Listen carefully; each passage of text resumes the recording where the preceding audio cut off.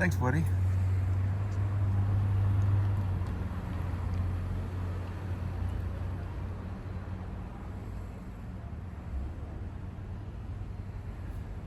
Just give it a second here.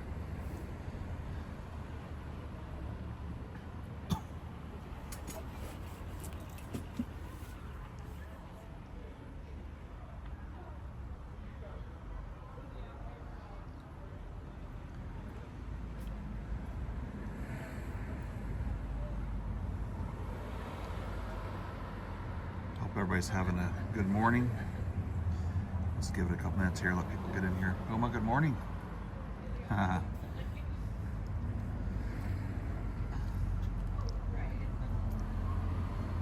Thanks again for the resub, Woody. Appreciate that.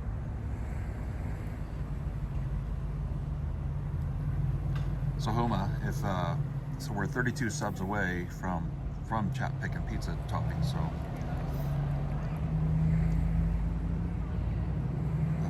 that's a possibility, I guess.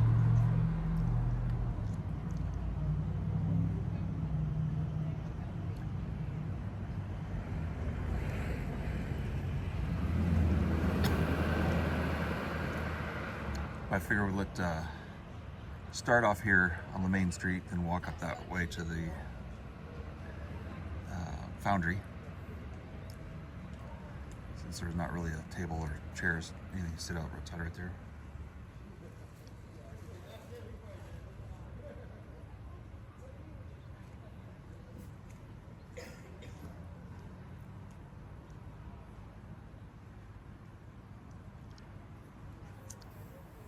Thank you, Teeny. Should be Woody. I turned it on. I don't know if you have. It's under stream settings.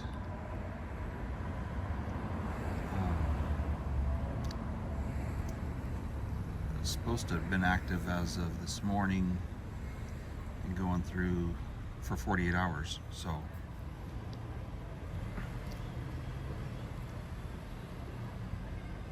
Thank you, Sue. Good morning. So we're here in Sutter Creek, California. Just sitting here on Main Street, little area they have for seating next to the creek.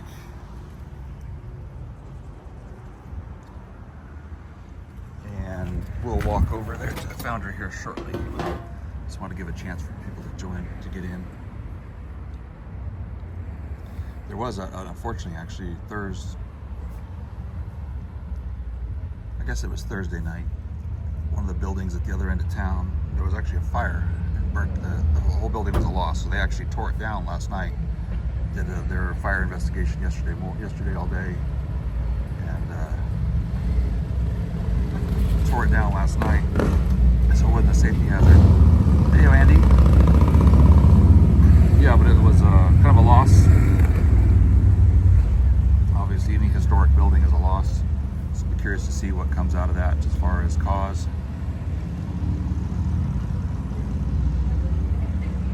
And I have not been down that other side of town yet to see the lot where, and it's really good that it didn't spread. As you can see, all these buildings, which was common in the day, mid-1800s, was to, they built them smack dab up against each other. They used every inch of space.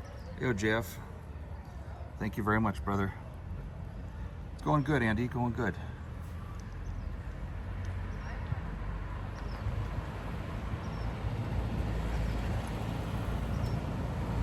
I figured we'd, Dale Adson, thank you.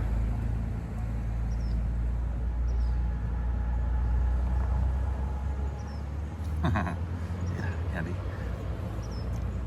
So we'll see what, definitely tomorrow I'd see it. Good going.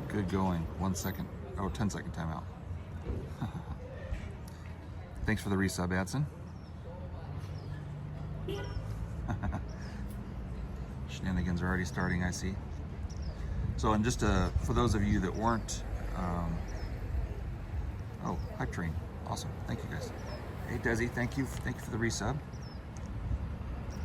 And those of you that were in the 1 year of the, I guess that was September 19th, which was the 1 year anniversary of my first stream ever, where I did the 3 streams in different locations through the day.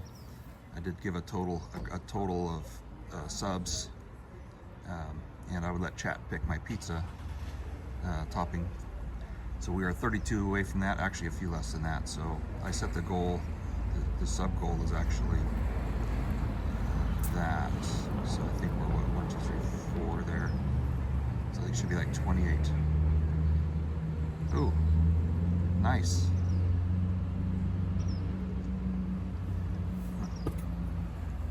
For practice. Well, I do like pineapple itself. That's just the.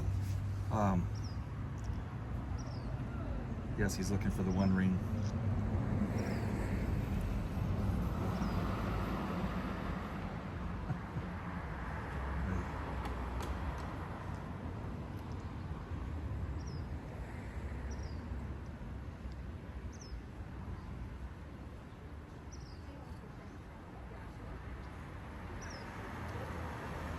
So I was just trying to read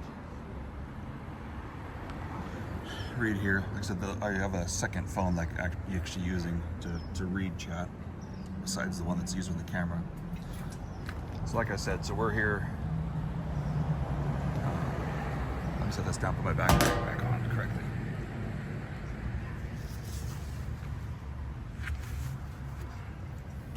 So we're here.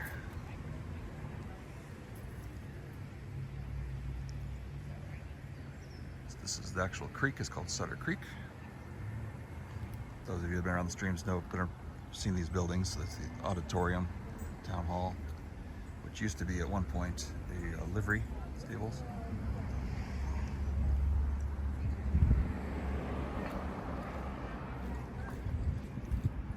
And our little town. I'll walk down here. And I'll turn around and walk towards the Foundry.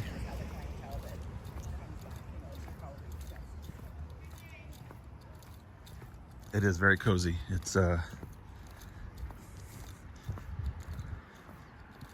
Sutter Creek is a gold mining town, obviously from the California Gold Rush.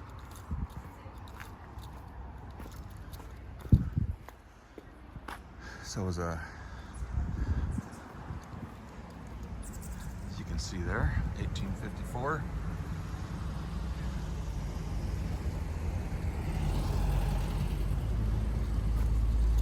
Thank you, Cindy. Welcome in. They decorated a lot for all the events.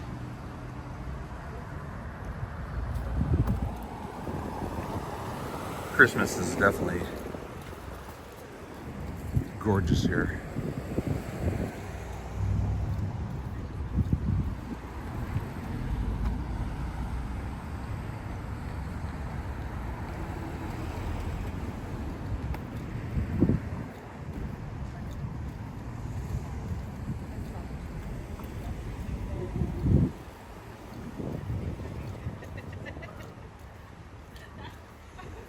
So it begins. Anyhow, so like I said, just got the things across town, all the decorations. I remember last year a lot of you guys were asking about the pumpkins. No, they don't get stolen. No, they don't get destroyed.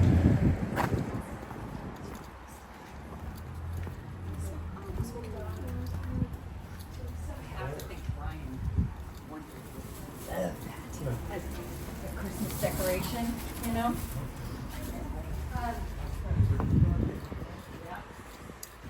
Yes, spooky season's upon us.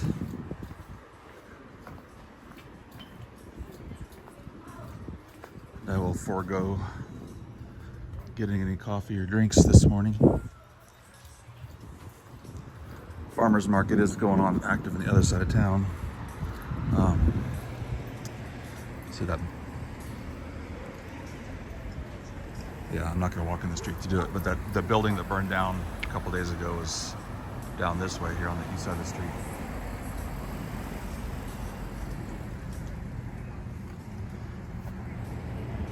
Yeah, it has been a while, Andy, huh? It's good to see, though. It's the Hotel Sutter.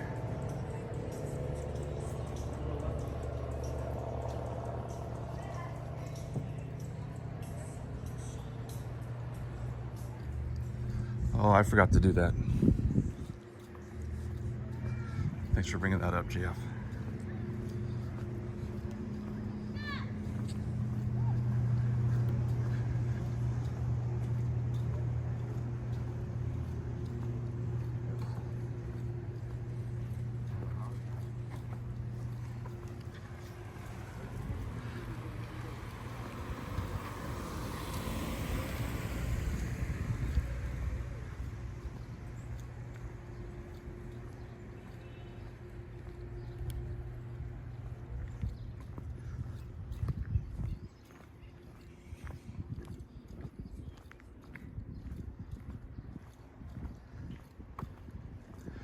So that's where, if we reach the sub goal, that's where we'll be getting that pizza from. So along here, just a bunch of different shops. The gallery down here is kind of cool. That always very supportive of the community. I was able to get them to donate some things for my daughter's sixth grade science camp fundraiser. And this new Mexican restaurant here is actually pretty good.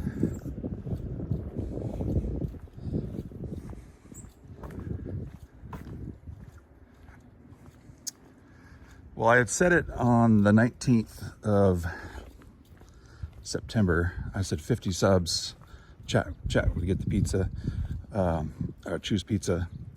We had 18 subs up to that point. We needed 32 more. Obviously we have a few. Anthony Castillo music, good morning. And oh, silly me too. Imagine you can, you make sure you give Teeny and Anthony Castillo shout outs, please. When you get a chance. So I think I set it for 60.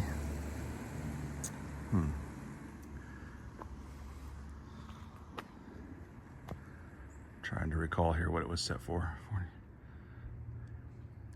I think it's a weird number. It's like 63 is where we're at for the sub goal. And like I said, part of the reason there is mostly to open up emote slots.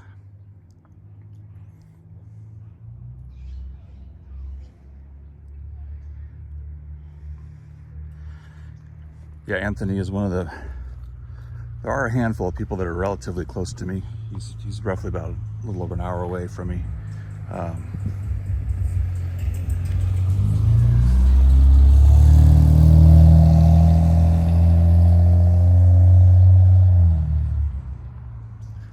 So things are just, some of the trees are just starting to turn. Still be a little ways for here. It just hasn't been cool enough here. Unlike when I went up a week ago, I guess, went up to high altitude and the aspens were just starting.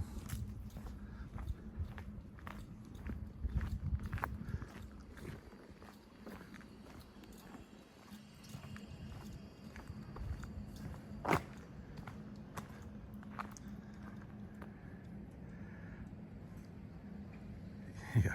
Two days drive. Yeah, that would be long days, Jeff.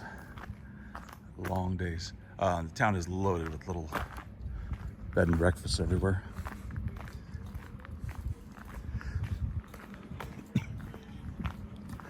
So Knight's Foundry, we'll kind of go into some of the information here, but it is actually the last water-powered foundry left operational in the United States.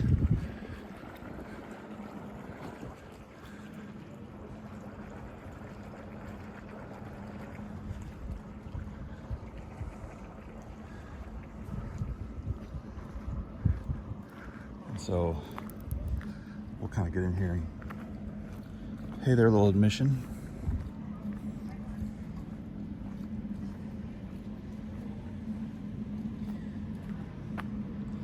Holy smokes.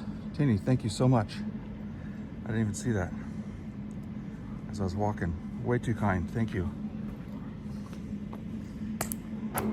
Yo, True. Woody, thank you for the gift sub. And y'all check out True Paradox as well, another streamer. I know he's been doing a mix of games and music.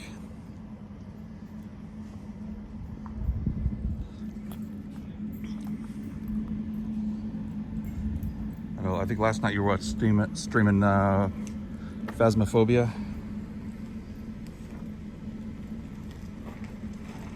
Oh my God, Frank.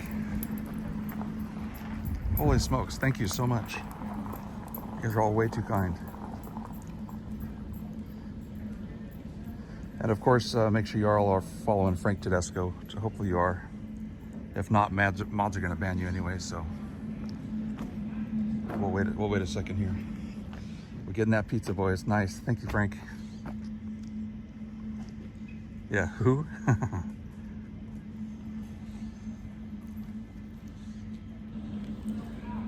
So, but I seriously appreciate all you guys that are gifting right now. Thank you so much. It's greatly appreciated. And let me just kind of walk around the outside here for you.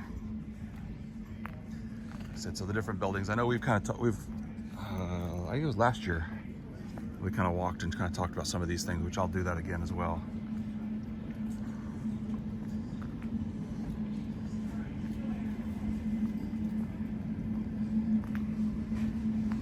Check in here.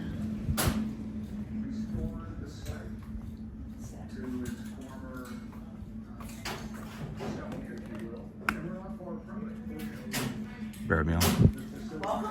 Welcome. Good morning. How are you? Here for a tour? Yes, ma'am.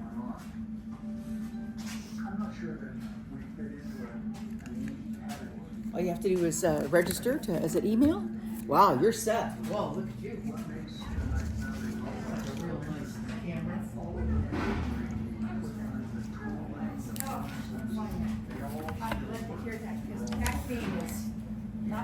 Hello, how's it going, Kathy? Good. Feel better? Yes. Yes. I don't know where. I was telling Tiffany, I don't know where that came from, but I'm glad it's gone. Yeah, I kept typing at the bottom of it. How's Kathy doing? And So Frank says to get in here and get trained. So oh, you're already trained. You're already trained. so I brought a piece of paper. Oh.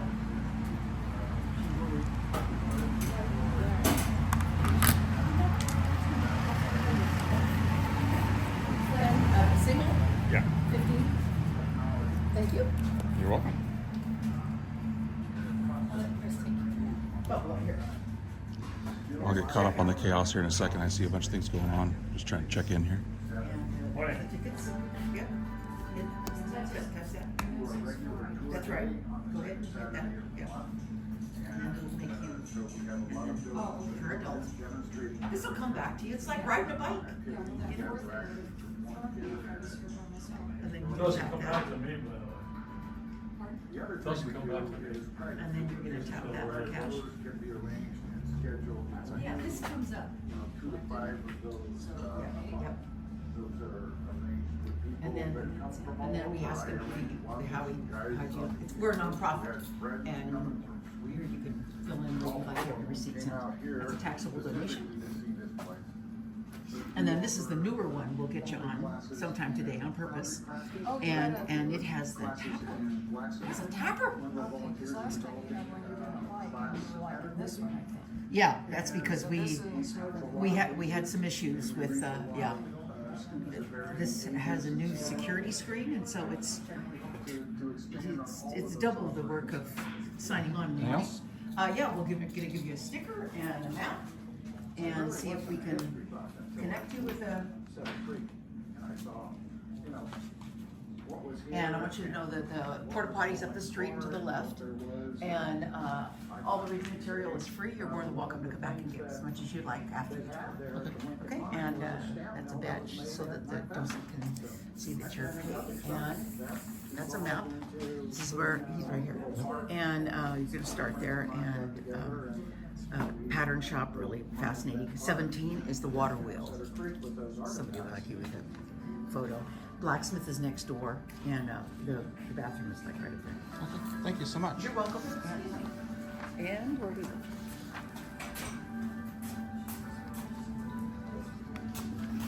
Oh, there he is. You just getting coffee? You just getting coffee? You're just getting coffee. You're getting coffee. All All right, so I just got checked in there, so he's getting set up there for the tour guy. Let's go back and read, see what kind of things going on. I am true, just my phone, iPhone 15 Pro Max and a gimbal. And then I have a second phone I'm using just to help kind of read chat because it's a little easier.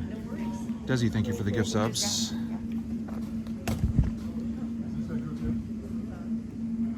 Holy smokes. Frank, more gift subs? No. Nope. Okay. All right. And are you doing the tour? Yes, sir. No, it's just. Yeah. No, it's enough coffee. Totally wired. So get cut up there. Well, I'm glad it's clear. So I was kind of trying to read back there, but thank you all for the amazing support. I didn't look there, but I have a feeling that's pretty darn close to. Oh yeah, we crushed that. So you guys are picking pizza today. Thank you all for that. So. Good morning. Good morning. So I'm actually sharing this with some people live. You are? So, yeah. So we can kind of share the Foundry. That's pretty scary. Where are they located? Well, we've got people all over. Let's see. I've got Canada, California, Maryland, England, France. What's that? Oh, alongside, right in front of that. I haven't got that far yet. He walked away. Okay, sorry about that. Yeah, Wales, France, England, Canada, let's see, Utah. Okay. Yes, all over. Very We're all impressive. over the world. Yeah, is it some sort of an organization you have? No, it's just streaming live on Twitch. So just have a community. And Wonderful. I usually take them on little tours and show them different things around. Okay, so I'm not sure what you'd like me to do, but Just where you do your start thing. the tour, give a little background, a little history, things like that. All right. Well, first of all, welcome. Thank you. Welcome. No, you can see right there. It's there. Bienvenue, messieurs. Let's welcome in French. Yeah.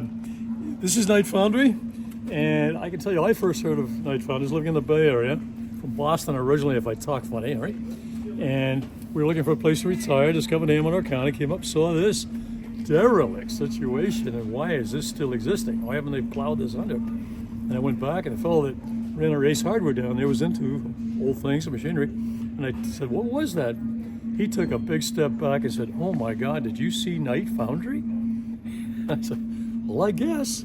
He gave me chapter and verse on the history and the significance of this, what a meaningful contribution it was to industry, right? Because it's facilitating taking gold ultimately, and the role it played in development of our country. It was just amazing. So I thought, well, I'll get more involved when we get up here. The place, if you think about the gold rush, changed a lot. Certainly, there wouldn't be a California probably if, as we know it, if it hadn't been for the gold rush. Originally, it was about placer mining, where you can go into a stream where gold might have come down from the high country, where it was made under terrific pressure. You might turn over a rock, and here's a gold nugget, right? Well, that drew millions of people, right? And you can imagine that ran out, right? So you had to go into the ground and dig into the quartz to extract the gold. That took lots of machinery, whether it was wheelbarrows or picks and axes, whether it was head frames, big, tall derricks with all the cabling and the equipment, ore carts, on and on and on. And there was no Ace Hardware, so you had to make it, right? There were found a lot of foundries in the area. There were a lot of mines in Amador County. More than 50% of the gold from the gold rush came out of Amador County. So you're in the mother lode. Let's see. So the foundries became an essential part of what was going on here. Sam Knight came here from Maine. That's in New England, where I come from. Might talk funny. He was sort of a millwright, shipwright, build anything. He would have had the orientation that all us school kids had back there at the time of paddle wheels in the rivers. So the paddle wheels in the Merrimack River drove all the textile mills, right? So you think that's just a natural source of power. He got out here, got involved with the Foundry and said, why can't we use water? Well, there wasn't any. There's a creek, but it dries up, so that couldn't work. But finally in 1873, a company was formed and built a canal across the whole county. Right? And keep in mind, our county goes from 100-foot elevation to 9,000-foot elevation, right? So when the water comes down it's a lot of water under great pressure. PG&E captured that. They built a little holding area over here to the reservoir, and now we could pipe water down to here. And I wonder if anybody in your broadcast knows why that canal was built to facilitate gold mining. Probably not.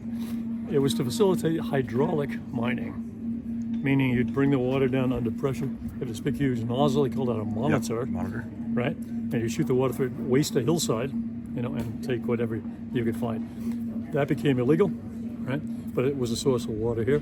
So Knight brought the paddle wheel concept, created became the Knight water wheel, which is like a series of cups onto a metal wheel. Yeah, precursor to the Peloton. Sorry? Precursor to the Peloton wheel. The Peloton, that's a whole nasty little story right, but yes. about how Knight's ideas were captured and cannibalized and turned into a bigger business. But that's right. How are we doing on time? There's no time limit. Okay. So, any questions? Can people dive in? Yeah, if you guys have any questions, make sure you throw them in chat and I can ask them questions here. I know a lot of you have been with me. We've talked about Knight Foundry quite a lot, from being up at Kennedy Mine and some of the discussions they've had there, some of the other mines around, as well as just here in town. But if you guys have any questions along the way, just throw them in chat and I can just happy to answer. See Kumi, welcome in everybody that's popping in. Like I said, we're here at a tour of Knight's Foundry, which is the last operating water-powered foundry in the United States. So on a little tour here. And Kennedy Mine, by the way, that was the deepest mine in the country. Yeah. At the time. And you can imagine the equipment that was required. But anyhow, in 1873, it turned into the water wheel concept. The initial water wheel was about 30 or 40 horsepower. You can see it in the back over here. But Knight would build water wheels of any size, ship them all over the world. We had a catalog of parts that actually went out, right? And they would work with you to customize a water wheel for a specific purpose, right? So it was a pretty good business, right? That process, as you said, the water-powered went on into the 1970s, when it kind of became economically unfeasible. But it was the same process, through all that time. And then finally, they stopped the process. Someone bought it who I think wanted to speculate on the property. No one was going to buy it. And finally, 6 years ago, it was donated to the city of Sutter Creek here in Amador County. And there are now 60 to 70 volunteers that work here. My first job, for what it's worth, was shoveling mud away from the back of the building so you could get to the door, and then we rebuilt the back wall. Really something. It wasn't a piece of intact glass, but that's okay. We have volunteers that do glasses, that do glass, put all the new windows in, all kinds of electrical people and piping, plumbing people and all that. So today we could be fully operational underwater, but people have different thoughts on how water is used these days. Yeah, definitely. So we're building a closed system. We'll have water under the tanks. So here and there we simulate using electric motors. 1873. Tony, that's the year the foundry was started. I'll ask him that in just a minute, Andy. So there is a question. It says, what grade of steel was mostly made here? Oh, this is raw cast iron. Yeah, just raw cast iron, Andy. Oh, yeah.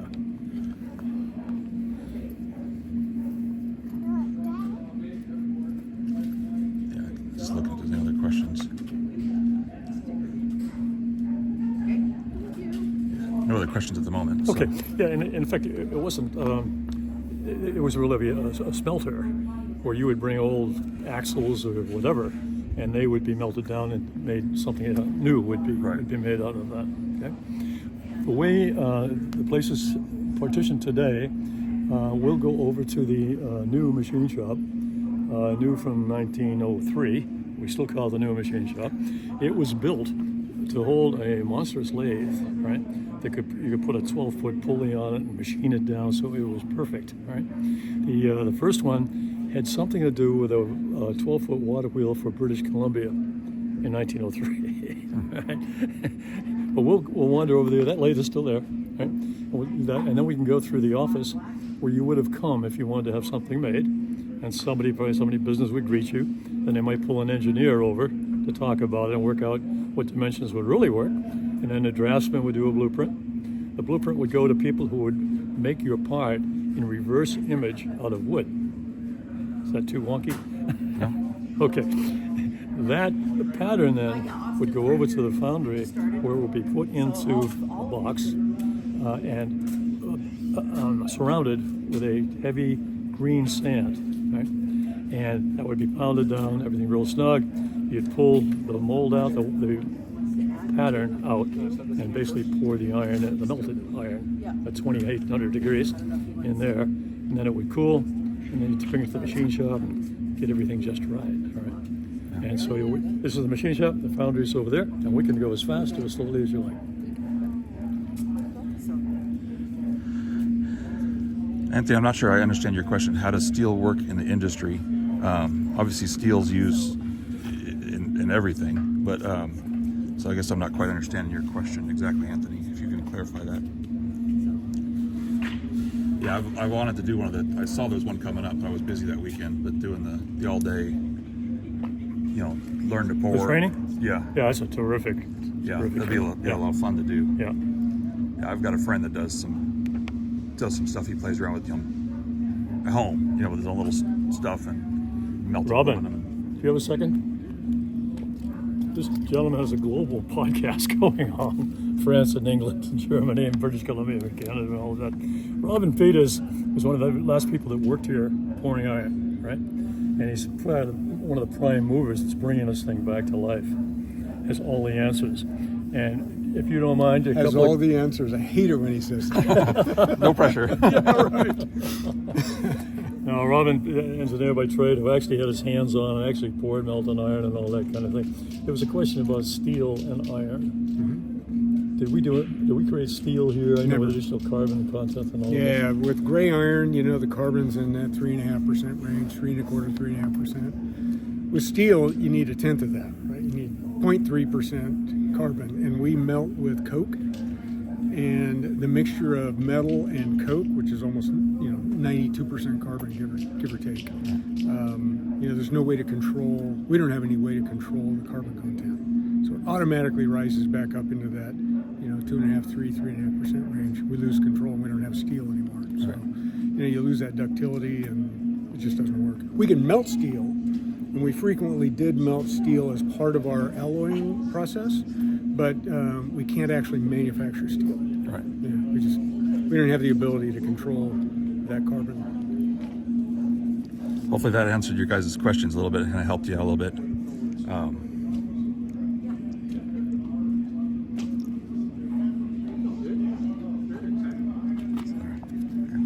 Sir, Yeah. are we ready to move on? Yeah, definitely. All right. Thank you. Yeah. Nice to meet you. Good to meet you. Thanks, Robin. So we'll, along the way here, you can see there's lots of iron parts Yeah. built for different purposes. These two huge devices here are water valves. They're built for PG&E. PG&E is the supplier of energy in this area. Oh yeah, very familiar. One of the largest utilities in the world. But here, you had a lot of water available.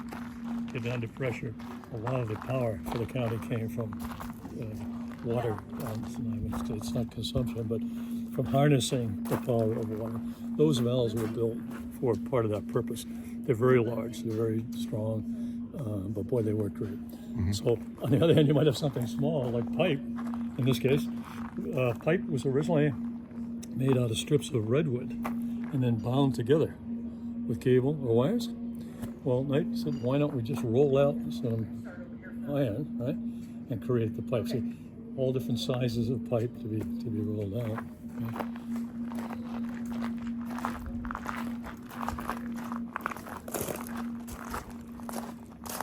And when we arrived here 6-7 years ago, this whole property was just covered with junk, right? anybody had anything they want to get rid of, they dumped it out here. No, I remember. I mean, I've been in the county for 30 years. So you're local. Yeah, I live here in Sutter Creek. Yeah. Okay, you can maybe talk to this better than I can. What you're looking at is a huge cast iron wheel with grooves and so on. This is a lathe, right? And again, it was built for a purpose, and there was no place to put it. So they built this building, this structure, right? They call it the new machine shop. And what, you can see all these little slots on it, right? That was for attaching whatever your work product was. And it could be very small, or it could be larger than the lathe itself, right? So there's one purpose was to build a huge water wheel. Another purpose was a huge pulley for an ice plant in Stockton. Okay? And you'd attach you might have just a little burr here. When this thing went around, this is an example of a knife, okay? And that would be mounted here, right? And you could adjust it in and out, so you can get down to almost 1/1000th of an inch tolerance. And that would do this. The same thing in the center. If you wanted to, if you were cutting for some kind of to put a shaft through with a keyway and all that kind of thing, you'd have a blade here that would cut that for you. And all very precise. I'm going to turn this on. This is the water wheel here that drove it originally, right? But again, we have the issue with water. So I'm going to simulate Okay. with an electric motor. And you can see it's driving the belts up to a series of different size pulleys. So you can adjust the speed.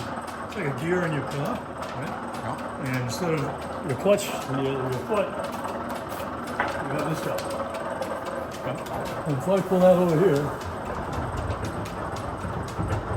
I'm basically putting it in gear. And you can see it turning very slowly, but you're going to get a perfect cut.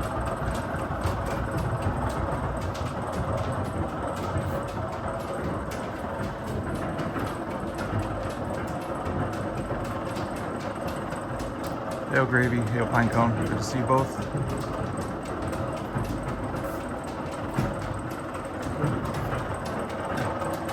Stop it. No, you can do whatever you want.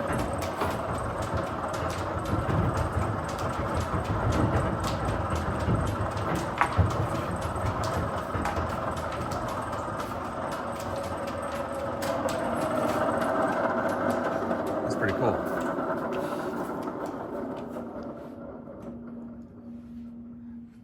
So I don't know if you guys can hear all that, but so basically this is a giant lathe, and the electric motor obviously is simulating it kind of blocks from that glare, simulating the water, what would have been on with the water going through all this. And that's basically like a clutch, changing the belts on the pulley.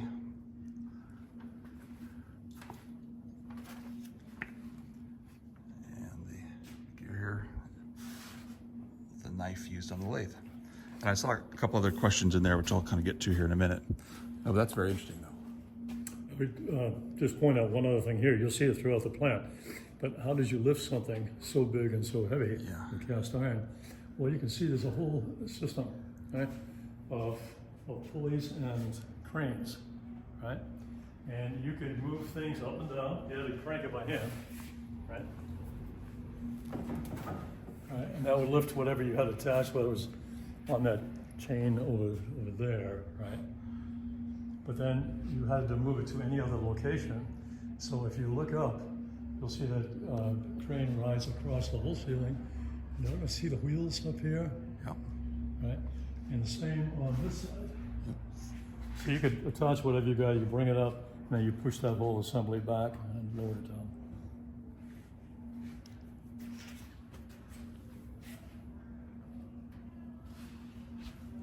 Yeah, you mentioned PG&E. Actually, that's where I work for. But in the hydro, we actually use something we actually invented a lot of different things, but for the purpose of that stuff. But we actually have a whole thing like that too, a track track system and pulley system and stuff like that, and all the stuff to move all the heavy equipment in. Yeah. You know, the giant wheels and all stuff like that, to move them in position and do all that stuff like that. It's actually, like, you know, whether you're Electra or down up at Tiger Creek, very interesting. You know, to see all that stuff. I'm not in the hydro part of it, but you know, been fortunate enough to get some tours. Yeah, there were no forklifts back then. So. No, there was not.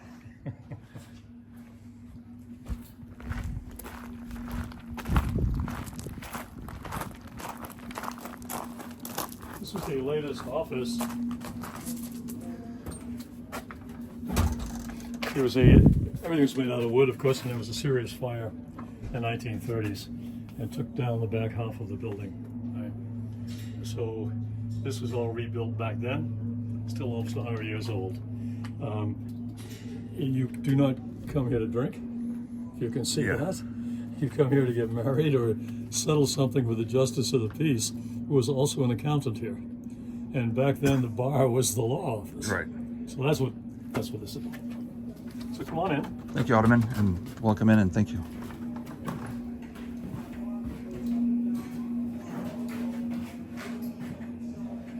All these different pictures and artifacts and all that sort of thing. Things have been here as much as 150 years probably. Okay. There's ledgers and business documents and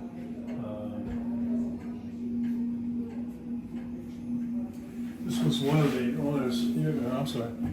Who is he?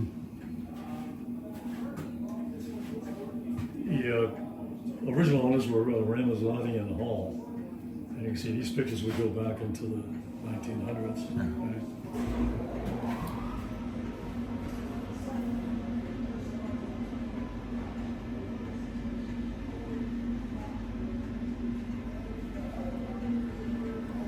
This Lord was probably the most recent owner that ever carried out production. He was actually an aeronautical engineer, right, who was fascinated by all this, and kept the process going just again as it would have been 100 years ago. That's cool. The most recent owner, I don't know if I mentioned that, fellow from Sacramento, the idea was to make money on real estate. So he bought this, but no one was going to buy it from him. He donated it to the city of Sutter Creek about 7 years ago now. And you had to pay him $245,000 for the innards. And if you think about it, they're priceless, all the machinery and so on. At the end of the time when that money was due, didn't have it. A lady came by from another area of California, Santa Rosa. He was very intrigued. He said, "How are you funding this? All this reason?" I said, "Well, you know." She said, "Well, how much do you owe?" I said, "Well, $65,000. She pulled out her checkbook and wrote a check for $65,000. And the rest is history. We have about 60 or 70 volunteers, and again, different disciplines and skills. Let's go.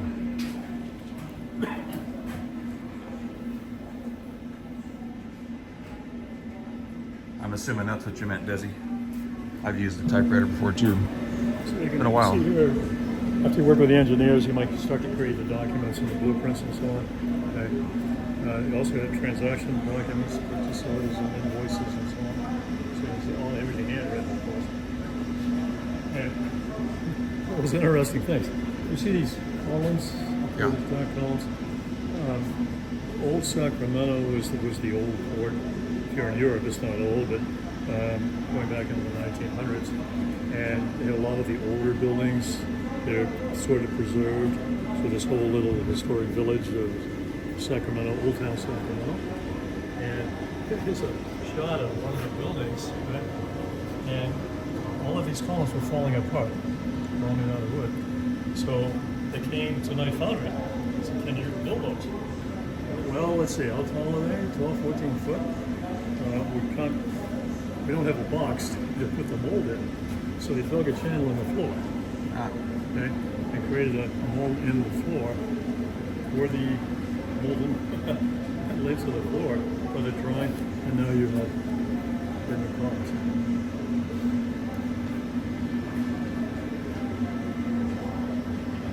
Yeah, my grandmother had a typewriter, JF. I've played with hers.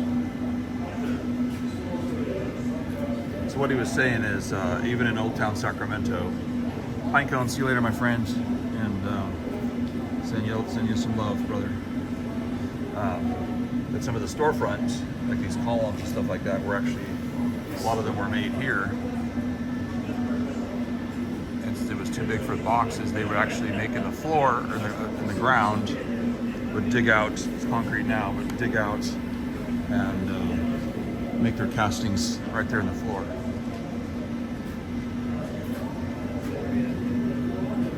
And we're talking about like these decorative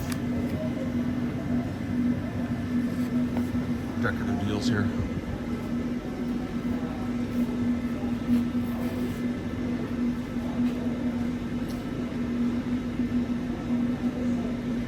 You know, if somebody wants to go in, one of the mods, if you're going to go into Stream Elements, if you can, and then disable that timer on the timers. I just saw that, so again. Welcome to the lair of the smart people. These are very clever people who know how to make the reverse images of what you want to build. They're probably the highest paid people. Excuse me. Good jobs. They're very clever. They use I don't know how many different kinds of wood, different tools, different measuring devices, right? Marv has been doing this for 40 years, something like that. 43. And is now 43? It's a long and is now time. a docent with us here. And he's going to tell you what goes on in the pattern department. How you doing today? Good, Marv, how are you? Good. This is the pattern shop. This is where the pattern's made out of wood. It's going to make an impression in the sand where the metal will go in. The pattern will never see metal. It only sees sand. So the real basic pattern is a simple sprocket pattern where you have a chain that would fit around it. Okay? This is made out of wood. And then here is the casting that came out of it. Okay? That's the very simple. Put this down on a board. Put a frame around it, put sand, clay, and water around it, pound it in good and tight, turn it over, put another frame around, dust it with parting compound, sand all around it. You open it up, you pull this out. Now you've got a cavity. And that's where the molten metal will go into, okay? If you have any questions, don't be scared to interrupt. Yeah, no worries. Okay, okay, very good. That's the basic pattern. Here's a pattern for a sprocket. That's what it's going to look like when it's finished. But in order to mold it, it's made in two pieces. So you put this on a board, put a frame around it, sand, turn it over, put this on, powder it, put a frame around it. You open the mold up, you take these two out, you got cavity. When you close the mold back up, you have a cavity of a finished part. So when it's cast, it doesn't look like this, it's all one piece. Right. And, I don't know how much time you've got, but here's a... No, I got all the time in the world. I'm in no rush. I don't want to... Here's a simple drawing, I don't know if you can get it, for a faceplate. Yep. Okay? There's three things in making a pattern. You have to worry about shrinkage, draft, and fillets. Okay? Shrinkage, here's an example of a pattern maker's a 24-inch scale. But a pattern maker's rules are all different lengths. And why they're different lengths, different liquids shrink differently when they're molded. The cast, you go from a liquid to a solid. Makes sense. So the pattern maker has to know what rule to use to make the pattern based on what metal's going to be used. Okay? That's the shrinkage. The other thing is standard 90-degree square, pattern maker square, not so good. But if you look at it, it says 2 degrees on it.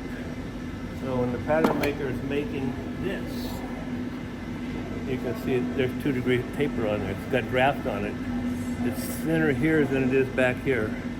So it'll come out of the sand easier. You see it like a baking pan that comes out of the sand. So that's two of the items.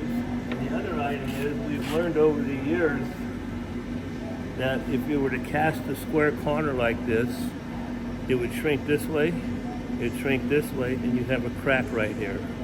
So what you do is make these in wax, you heat this with an alcohol torch, and you can rub it in and get a nice round corner. And make this in wax, they still make it today, and they make it in leather. Little glue, rub it in, nice round corner. So you'll never get a crack here because the metal can flow right around nicely. Gotcha. Yeah. Okay, I showed you this drawing of a little faceplate. Okay. Yes. So what a pattern maker has to do, he'll make a layout as accurately as he can using a 5 30-second shrink rule. Okay? He'll lay that, taking those dimensions, and he'll lay this out as accurately as he can. Okay? Then you can see here, the red represents what's going to be machined afterwards. Okay? Yeah. Yeah. And then the black here represents the core to make it hollow. Okay? The core. So here is a core box. It's going to make a sand like that, hard sand like that out of this, okay? That's like that. And then here's the pattern. Here's the pattern with core prints, okay? Frame, flash, sand, roll over, another core print, frame, sand, open it up, this comes cavity, this comes out cavity, okay? You pour it like that in the mold, metal goes down here, down the sprue, in here into the gate, and feeds it. There's the hole that the core made, there's the casting, see the casting there, okay? And then there is the finished part, all machined like the drawing. So this is the faceplate for a little lathe, okay? That's the whole process of making patterns, making castings, machining castings. Very interesting. Huh? It's pretty interesting. Yeah. So that's it. And you can see the fillets. We talked about the round corners. Yep. We got the round corners. We have the layout lines where he laid it out, matching the drawing, using a shrink rule. Now, this is small, it's not as critical, but there's an 8-foot gear over your head there. The wooden pattern right there, that could be a drastic difference. You Yes. can miss that by a couple inches. Yeah. Yes. In that size. Yeah. Now, if you look at that closely, those herringbone teeth won't come out of the mold, right? Because we talked about a mold comes apart like that. So that won't come out. But that pattern is made, it comes apart right there. So you put this down and put a frame around it, ram sand all the way up to here, climb inside the mold, and there's over 280 screws that have to come out. You see all the holes up there? Yep. Okay. Then you ram the rest of this, and then when you pull it apart, it separates right there. And all these teeth are stuck in the sand. So somebody has to climb in the mold and draw these teeth inward. Because there's a cavity when you opened it up. So those teeth have to be, they're all witnessed and marked. There's 204 teeth there. And there's a picture down there on the planer of this being assembled. It's for the mining industry. But back when we supported the mining industry. Questions? You guys have any questions? Yeah, Andy, it is surprising about the processes are exactly like you said.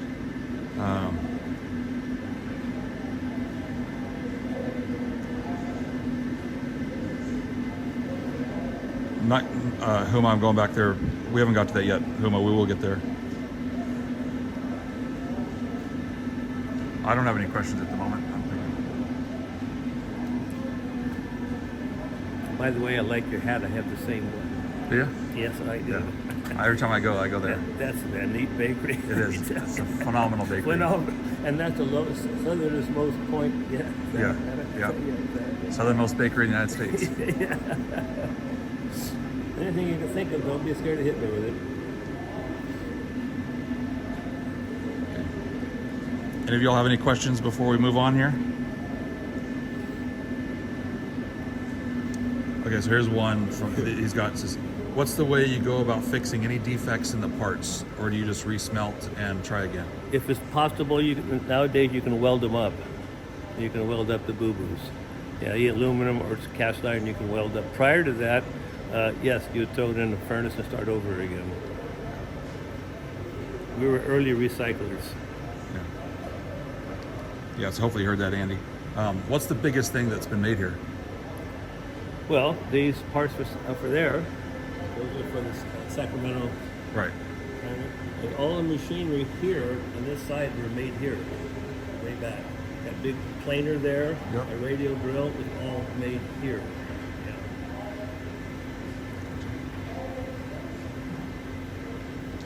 Any other questions for him, guys?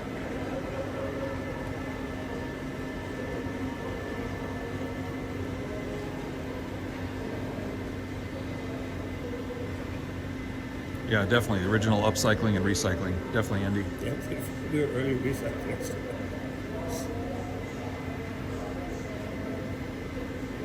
So like what he was saying was that these, those columns I showed you earlier, as well as all this machinery in here was made here. So.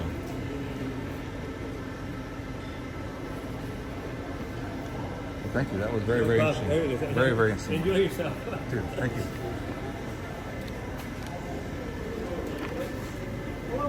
Hello. Lindsay is your endorsement of the moment. All right. And very knowledgeable. Somewhat knowledgeable.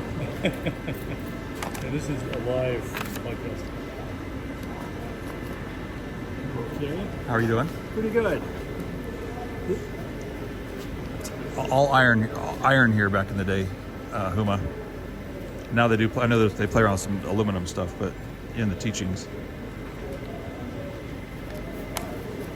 All set? Yeah. Okay. This is the assembly area. This is where the castings were brought in that needed machining, holes drilled, that type of thing, and final assembly. If they had to drill holes and then bolt it together, this is where it all took place.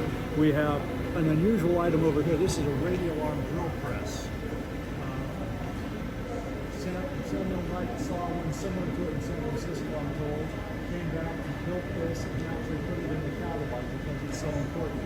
It gives you the ability to, that arm moves about an 180-degree arc. It can move up and down that column. The head on the arm can move back and forth and also change the angles as well on that. So it was really easy to position the drill to drill the holes precisely in a very heavy workpiece. Much easier than trying to move 1,000 pounds of iron to the right location. Definitely. This was made by Samuel Knight and was available for sale to this customer. Over here on the left side, we have a surface planer.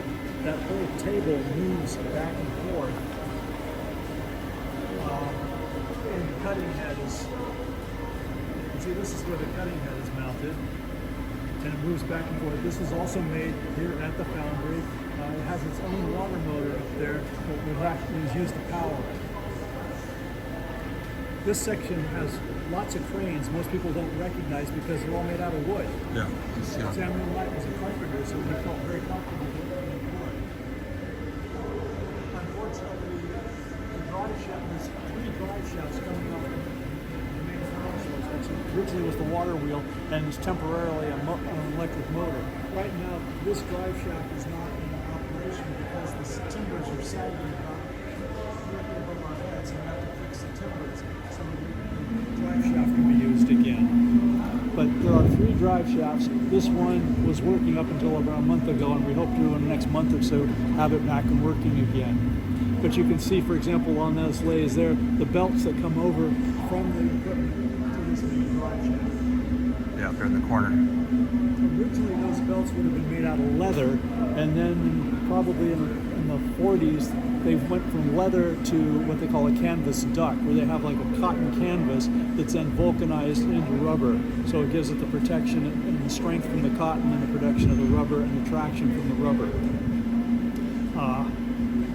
This one thing you'll notice here is this one lathe has a belt in a figure-8 pattern. That's done because the machine has to operate in a specific rotational direction, like clockwise versus counterclockwise, but the drive shaft only works in one direction. So if you have to reverse the power source, you simply put a figure-8 in a belt coming down from the drive shaft.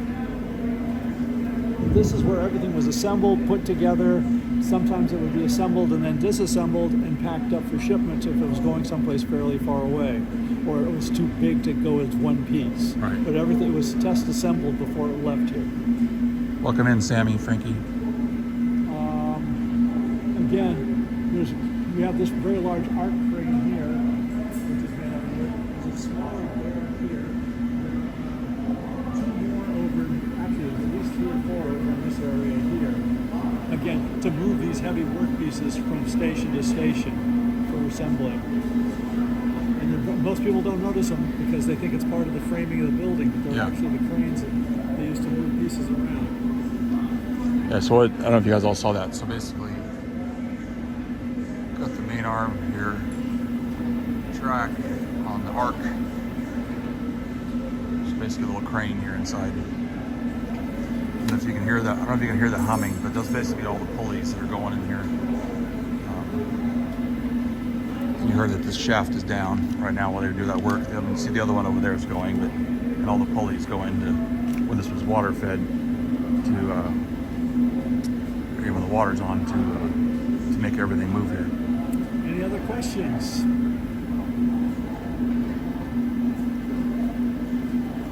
Any questions of this stuff, guys?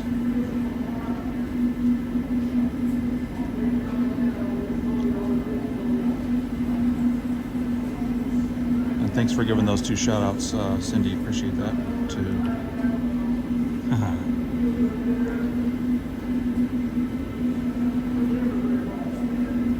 Well, the question is how did they protect their ears? They didn't. They didn't. Yeah. As far as I know, they did I not. figured to answer that question. Frankie, thank you very much for the gift sub. Yeah, I figured that was the case, that they didn't even use their ear protection. There was no such thing as OSHA in those days. Yeah. Yeah, right now, I'll be very curious to hear how the sound is different when we're running a water motor versus an electric motor. I'll turn you over to Ron over here at the lathe. Okay.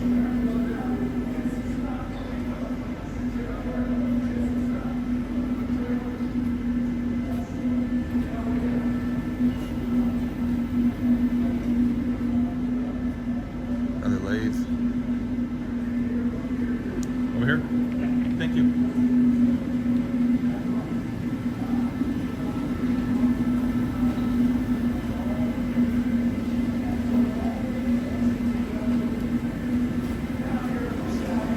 Sorry for that glare, guys. How you doing? Okay, good. Getting your pictures? Well, I'm actually streaming this, so there's I don't know, 20-something people watching Okay, good. for the history lesson here today. Well, what I'm doing here is I just finished. Where's the part I finished? Here it is. Nope. This is somewhere I just finished the part. Oh, this is probably it. So the nut goes.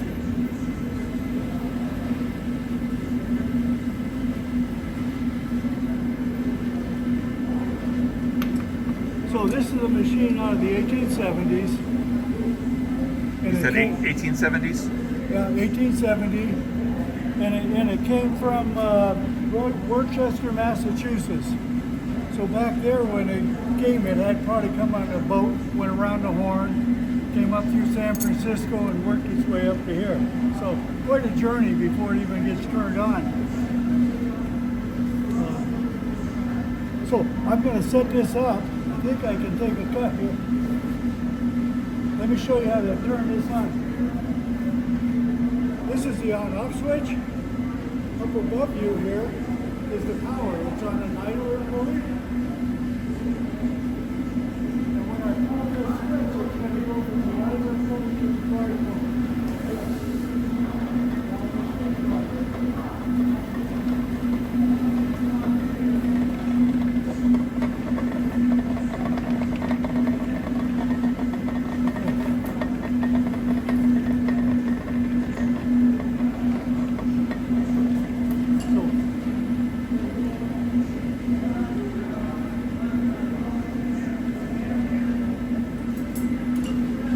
Yeah, 2 weeks is the But max. what I'm doing now is I've got to synchronize the chuck with the carriage.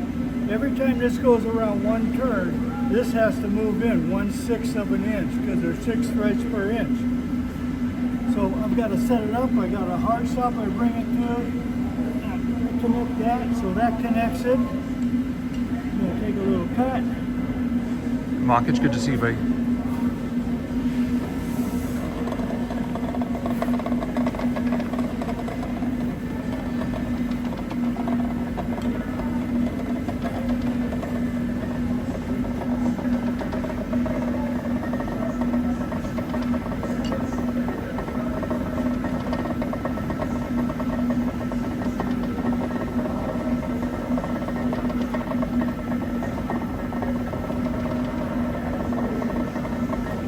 I don't have it running completely true, but it's close enough. Thank you, Frankie, and have a good stream later.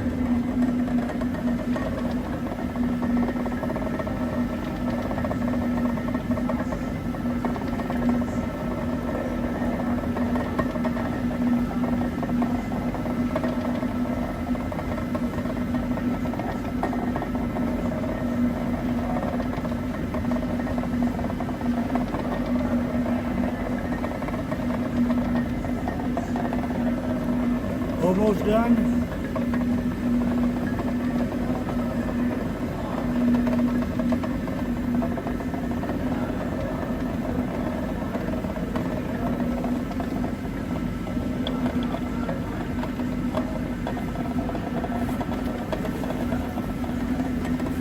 Yeah, I don't know if you heard him say that every time they do that, they're going to turn it into 1/6 of an inch to you know, for the what's going on. Yeah, this is all pre-computer stuff too. So you got to think all the science that was involved in this to make this happen. Science and math.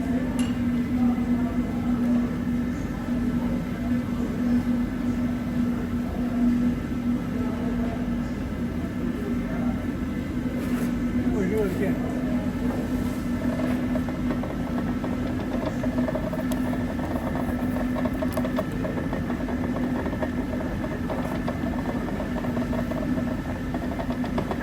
This one should look a lot better.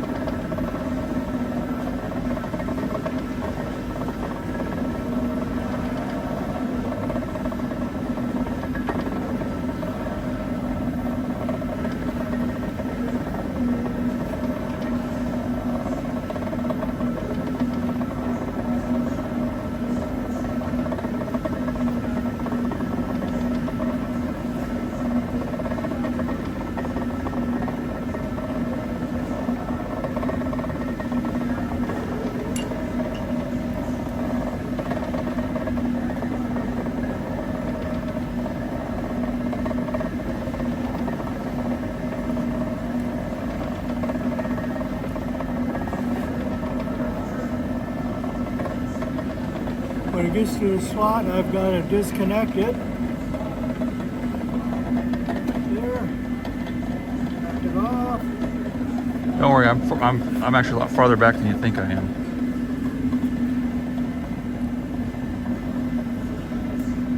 It's up, do it again.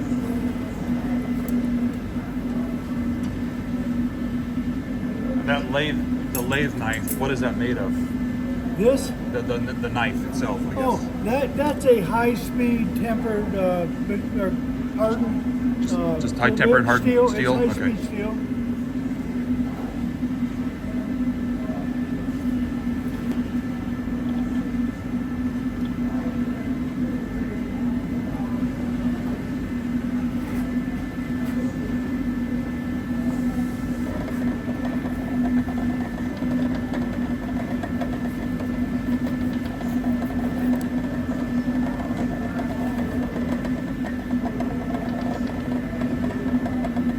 So for I guess a question like a big bolt like that, how long would it take start to finish to make one bolt?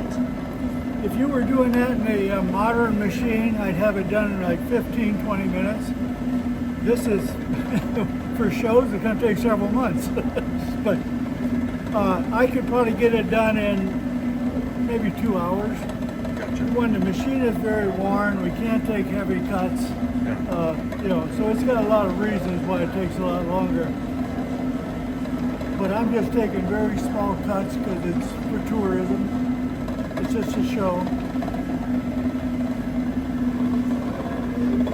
Yeah, but that would lose the authenticity, the historic nature of it, though, using diamond. So I don't know if you heard it, but basically you're saying, you know, like compared to a modern machinery that would be able to cut a bolt like that in, you know, 15 minutes or less. So this would here would take, you know, several hours to make. And just imagine if you had to make, you know, 100 bolts for something, how long that would take. Yeah, you can really see it. I don't know, you know, when I was zoomed in there, I had it there. I don't know if you can really see how it was cutting, and you can see the grooves that are starting to form there.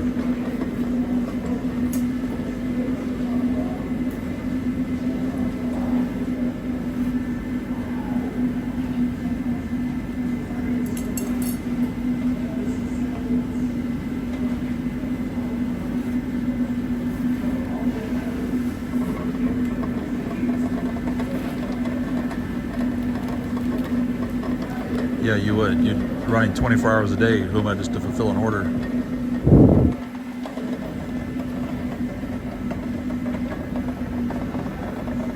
So the late, so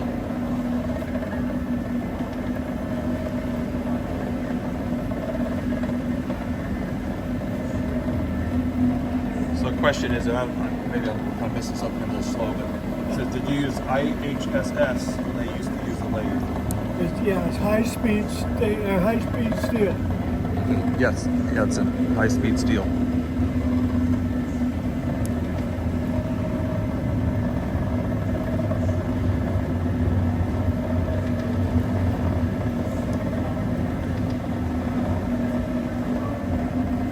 Yeah, so going back again here.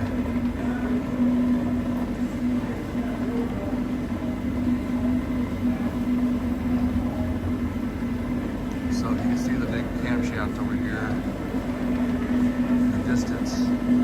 It's then pulling all these different pulleys. And like I said, that one on the other side, where I was a little bit ago, that one's down. They're supposed to have that one back up hopefully in about a month. They're making some repairs on it. So this whole thing they've been refurbishing too, because obviously things of this age.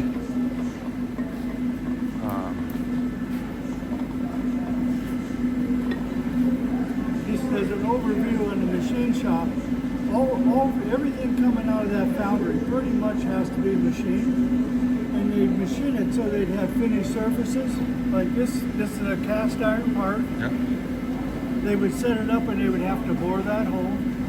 They'd have to turn this outside diameter, and they'd have to face this off as well as face these off. Then it would go over there to that press, and they would have to put in the keyway slots. Yeah. Gotcha. So It was founded in 1873. a lot of work goes into that. Yeah, a lot of steps. Yep. So it had to give a pattern, had to go through the foundry, had to come through here. So. Cool. Well, thank you. That was very interesting. Very interesting. Thank you very much. Now this is round, how they did round work. The next machine is going to show you how they did things in the flat. The flat. Gotcha. I'll see if Jim's here. He's not here. I'll show you that. Okay.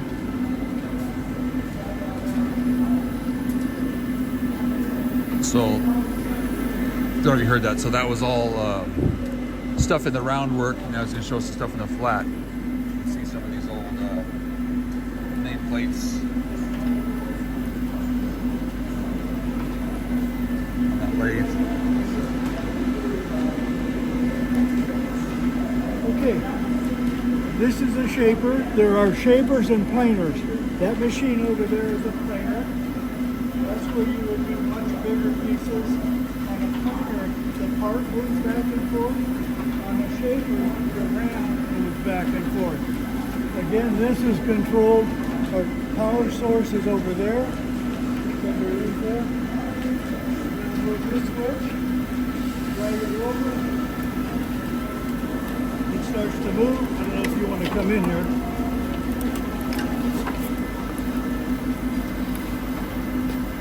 This is called the jumping shaker.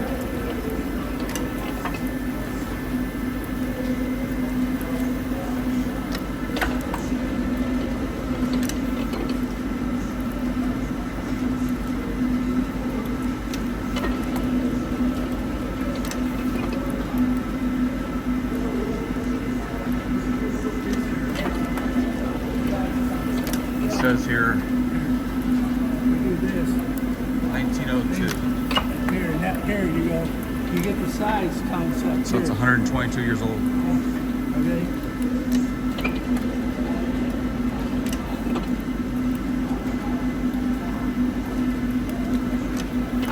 There. Otherwise, when you look at it, you don't know what size. It's real small. Okay, since you're fish, and you want to. Oh, you already know the story, didn't you? No, I didn't explain all that. You didn't explain it all. Here we go. Okay, so everything everything is designed to turn in the same direction in all these shops, all the machinery. Well, this is going out. How does it come back? We don't have an automatic transmission change in direction, so we have to figure out a way to do it. So we're going to go along. We're going to hit a stop. It's going to trigger this arm, boom, which is going to make this arm. It's going to move those belts back and forth up the center wheel, which is the drive wheel. The outside wheels are under poles, which don't drive anything. That goes back and forth. And in addition, this here is going to go, and this is going to go one gear tooth. That's cranking this, moving this holder over that distance, which got to your cutting. Okay, so that's how that works.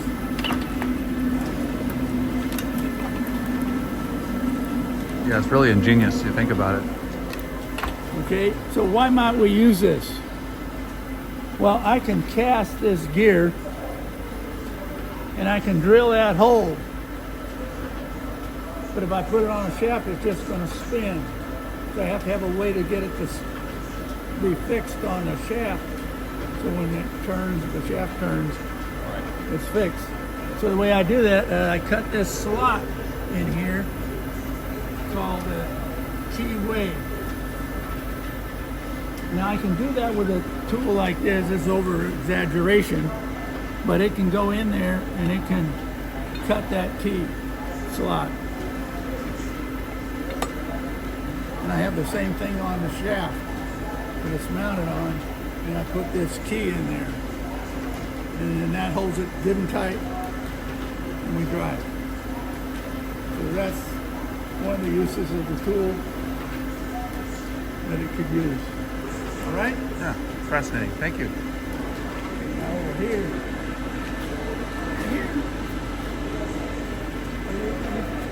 Are you familiar with stamp mills? Oh yes, very much so. Amazing. I don't need to spend time on stamp mills. Well, if you want to, because there's people here that may not be. Okay, so we got machinery running. We can have this hacksaw, and this hacksaw is weighted, so the right amount of weight is on that blade. You don't need to lean on it, and it will eventually cut it. It has its own. Thanks for built-in relaying that, stop. Sarfate. Appreciate that. Okay, on a stamp mill, we have a box.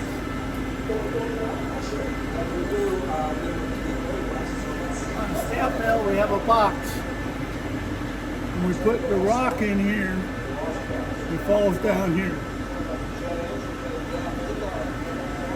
And then I have this shaft here with a stop on it, and this cam is turning. So as it turns, it raises that up, and then it reaches the end of that, and that goes around and it falls off. So that whole thing was up and came down. On that shaft are these pieces here.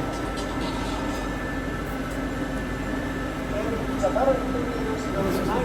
you go, Stam. That's the top. So that's going to raise up. It's going to come down. Boom. It's going to crush your rock to find dust. And it's that dust then that they process through to get the gold dust out of it. This particular one is for the Kennedy mine.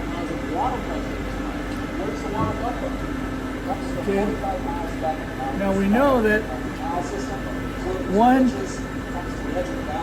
cubic foot of iron is roughly 490 pounds. So you can see this one here, you've got about 375 pounds just in that one piece. Heavy. So you're not just picking this stuff up all day long working in here. Nope. Okay? Now we're going to go over to the master water wheel here.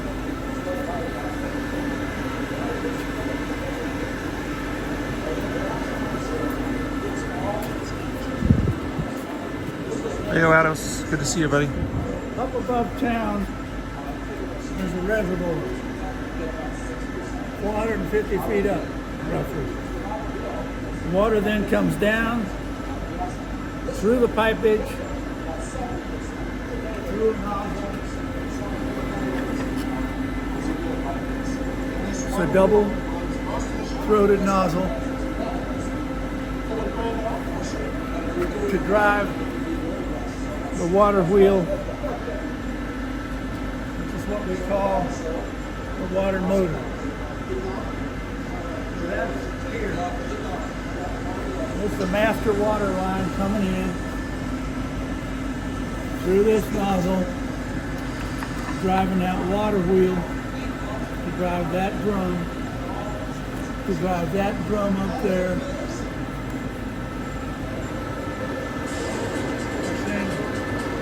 Throughout the shop and drove all those lines. Some machinery here has its own dedicated water.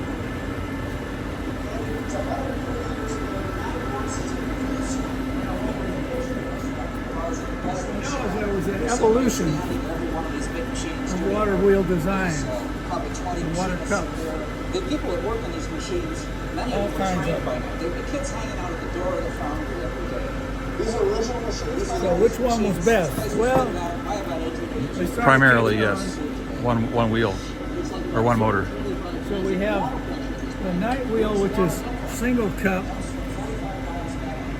We have the Pelton wheel, which is a double cup. And then drops in a pipe The difference almost is, 500 feet down. And that one, gravity is that the night wheel is close together. If you remember, I had the two double-throated water nozzles. Yep. So I can be finishing one and doing the next one coming in right away. The Pelton wheel is farther apart. So it hits the center and the water goes out. So we can get a better idea over here of the gap in a Pelton wheel and the gap in a night wheel. Almost become más o menos the same. Okay? So that's the story on our water wheels. So we're running 450 feet up, we come down, we get about 190 pounds of water pressure coming out of that nozzle.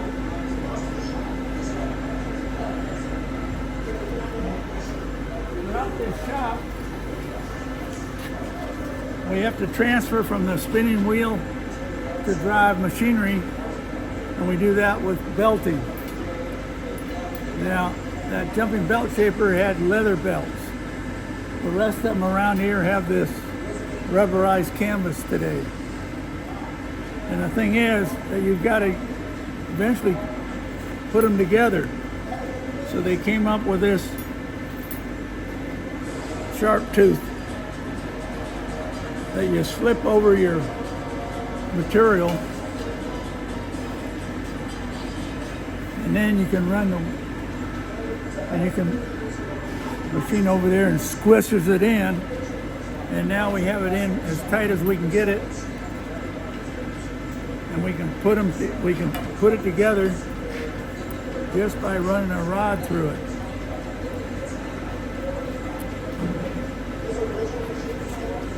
And it'll flex. So as our belt goes around, we have a flexible joint. So that's how that works. Leather, they sometimes sewed it.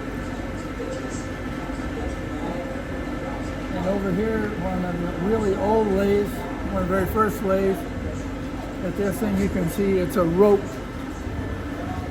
Instead of a flat belt or a leather belt, it's a rope. Yeah, so these are Cro-Magnon. So basically, it was explaining the belts, the material for the belts used here in the foundry, and the material they're used and how they,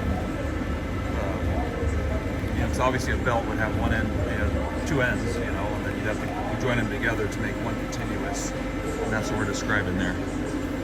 And welcome in, brother. You're on your own. You go into the foundry pouring room area. Well, thank you very much, Jim. Sure thing. Appreciate it. So we're going to move our way over into the actual foundry pouring area.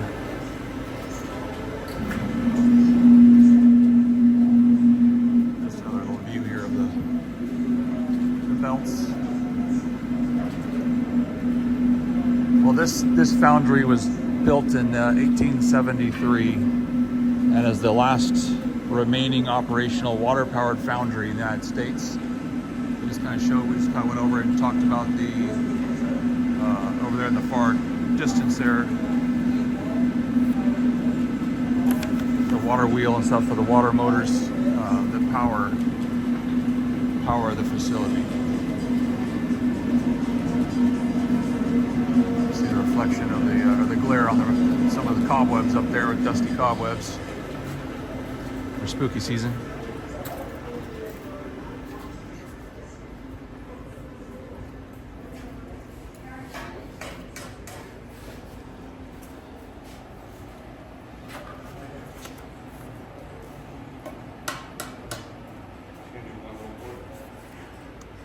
So it's a foundry. They used to make a lot of equipment and stuff for the mining, the gold mining here in the California gold rush. A lot of the mines. No worries on me too. Thank you so much.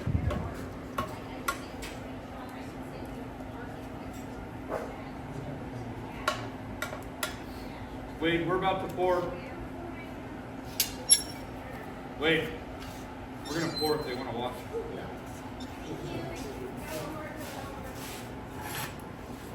Did Eve bring one?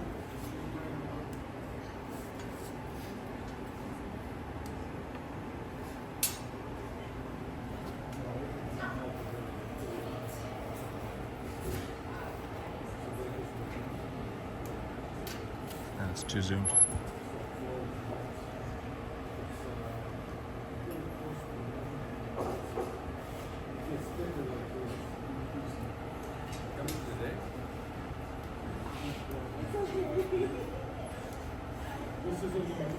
Yeah, drive safe on you too.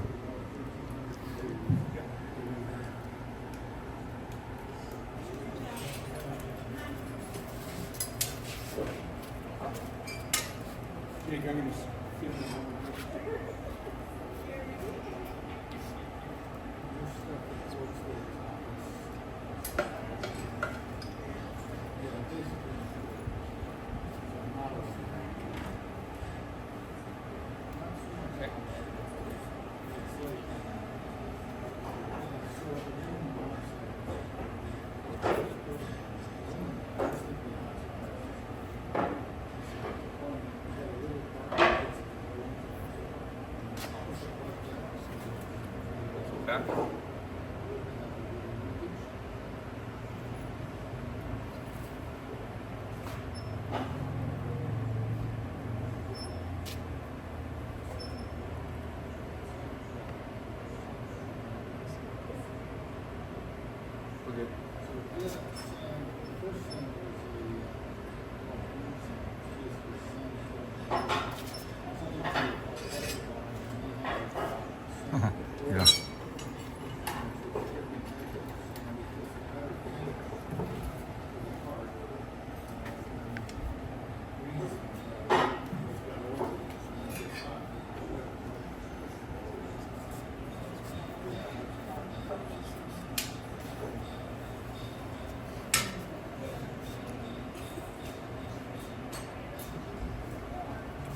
Okay, so those will take 4 more minutes or so to tighten up, and then we can open those up and see how they ran. I'm a little concerned with this one. It ran out a bit.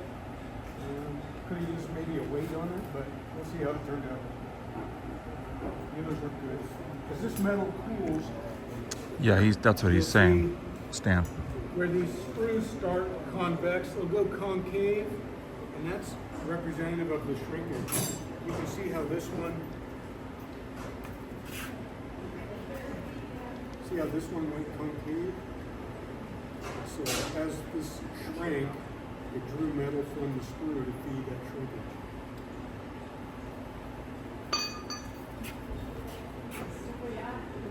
Yes.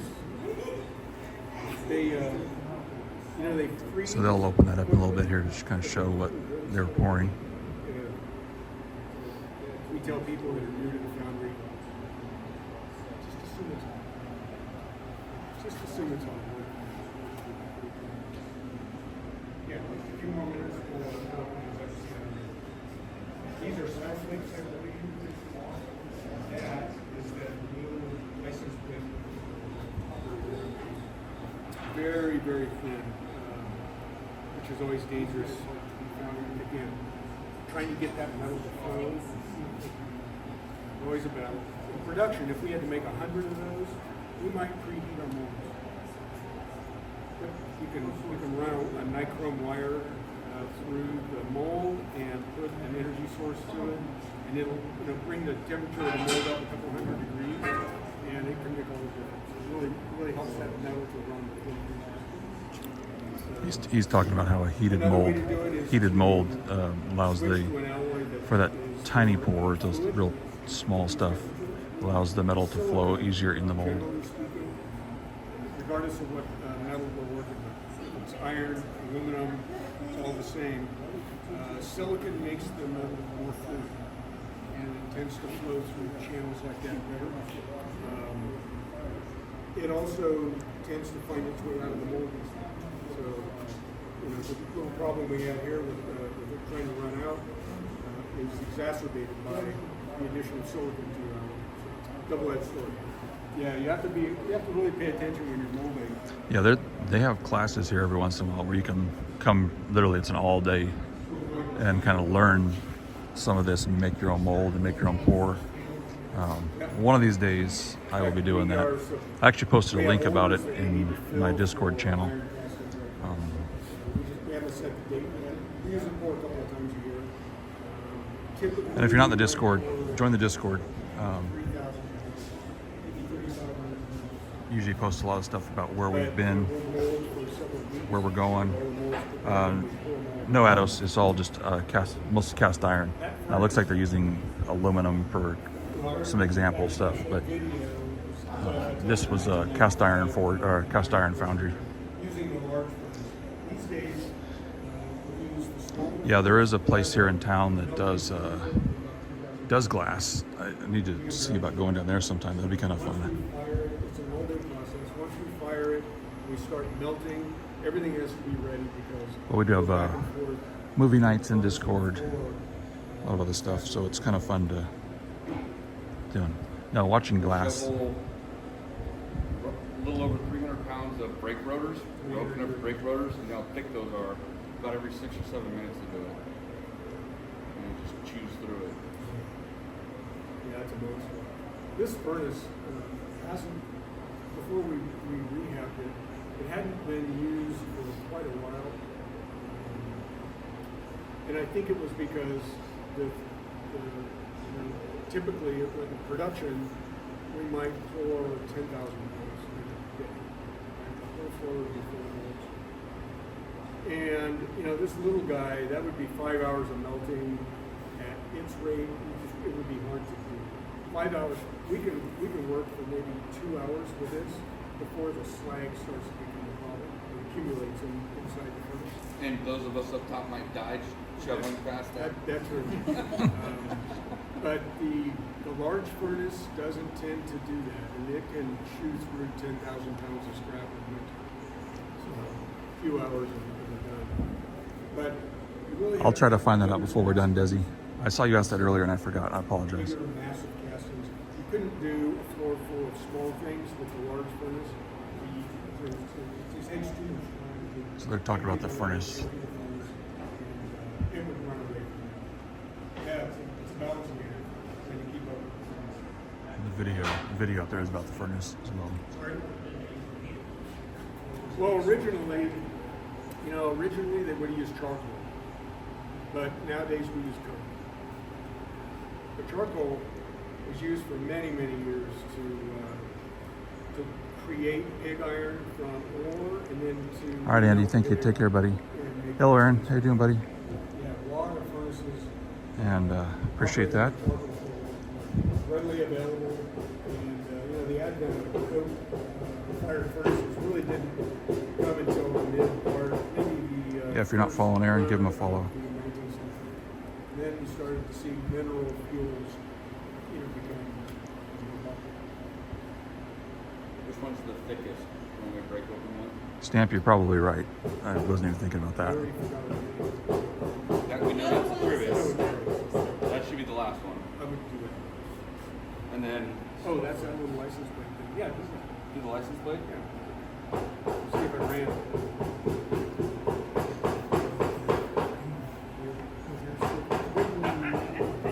That's wrong.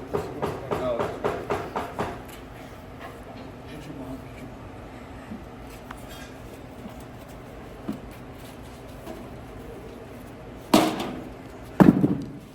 And I want to leave that in the sand. You can uncover it, but I don't want to break it up. It's too thin to work.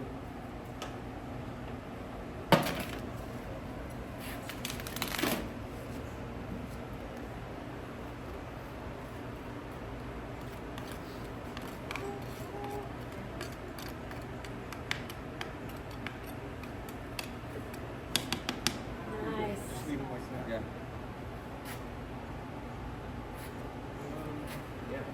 Pretty cool. This is another big long bucket. Let's open the smoke and see how that looks. Eve, you ready?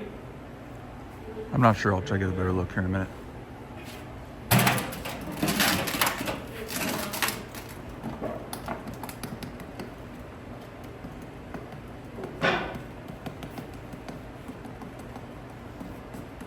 Oh no. No, it's still fine.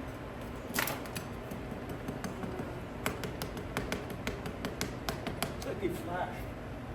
I'm trying to do them soon to see if any more. They just poured. We're at the Foundry, and they just did some pours in the molds instead of just exposing those. Ah, Same thing. Same place. yeah. Gates are probably too small. Or you're not letting me heat them up enough. You said you can fix those. So that was the first one, and they said, yeah, there's definitely a little problem with it. But it runs We better. can use You wouldn't do it if it was something structural. Obviously, you want your temperatures to be spot on. But for something like this, it's decorative. I like to crank the heat a little bit, but I know it's got its drawbacks. Yeah. Hey, Sniper, good to see you, my friend. Yeah. You do have to be careful.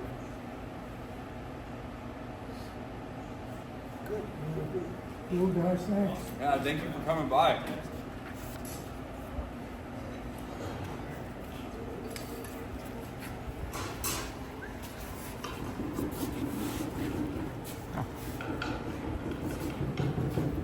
So the first one, it's got a miner and a donkey, and it says Sutter Creek. Vision service plan and something. We do I. Oh. So it's like a little It's a company dude. logo. Yeah, that's. It's like his head and shoulders. I have no idea what it's supposed to mean. But that's the logo. Oh, it's that way. It's not. Yeah, that's upright. Oh. Huh.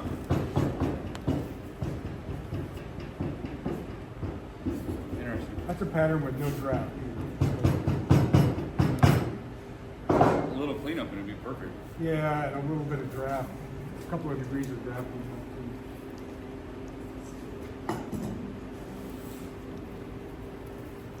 They're doing a corporate retreat in Sutter Creek next month, and the CEO of the company wanted to, they're coming through here. Oh. They wanted to, something they could. On a tour day or a special day? No, it's like on a Tuesday.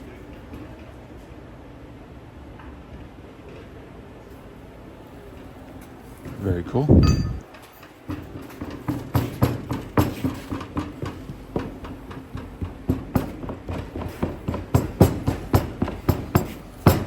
What are you doing, Steve? So this is what Make it for that.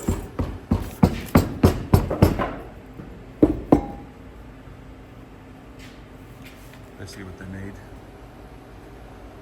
Steve's working in green sand. How's the moisture? Is it pretty stable? Yeah, it's not too bad. Fortunately, a cooler day. Boy, last month it was difficult. I imagine it's hot. Typically, he'll ram these up in layers.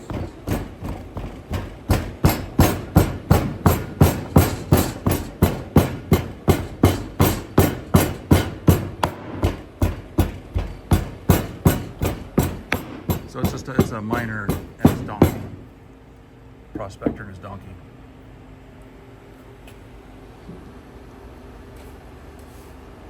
All right, JF, thank you. Give that little girl a hug for me.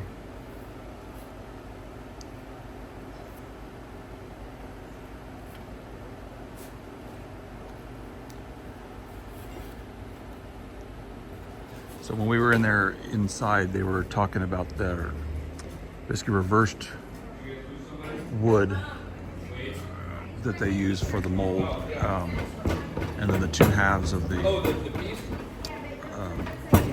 two halves that they use here, and then the green sand to actually make the mold itself. And I will have the VOD up too. I still have a few more to catch up. I downloaded them all. I just need to get them uploaded to YouTube now, but these will all be on the YouTube channel, on the VOD You channel. need to make it and like pin it up like all different ways in different directions.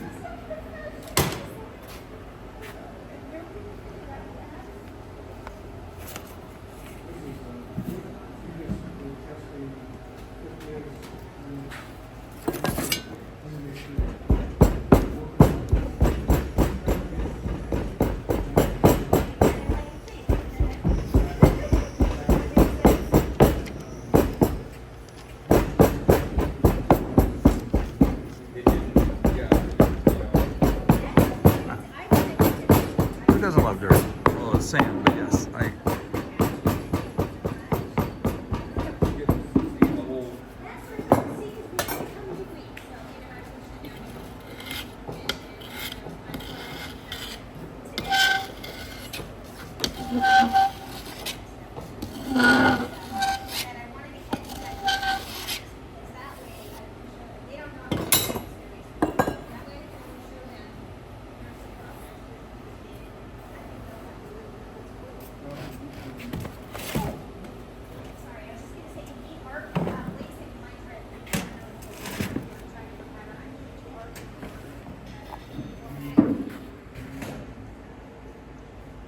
Bunch of the sand there they use for the molds, for the pours.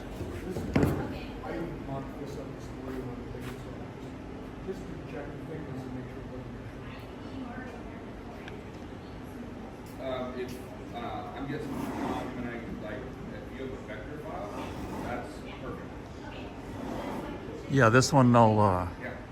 And then you can email it to Sean and I. A lot of them, a lot of the VODs I've noticed from views and stuff that it's nobody even related to Twitch and the channel. Some of them is just looking at the area or the location that we're talking about. Well, because the 3D printers themselves speak in. So I suspect this one will probably get some views for that. Just kind of showing. This is the videos. Just kind of showing some stuff there with the.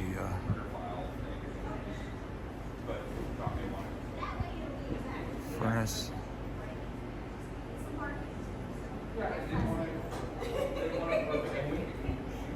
So this shows them lifting that massive crucible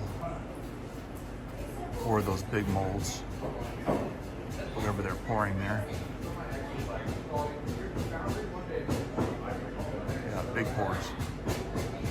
And we'll go outside in a minute and kind of show some of the artifacts that are outside. And I could go back into Ados if you want. I could go back over to that wood area where they were doing the, where they showed the, how they did the stuff with the wood. So I am working in a CAD program, so a vector-based file. You export it as either a DWG, I can read it as a PXF. Yeah, let me walk over there.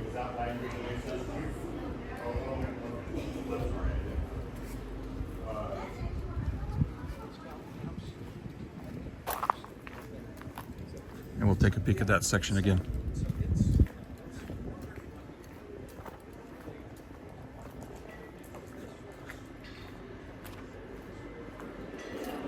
It says exit only. Let me go back around here.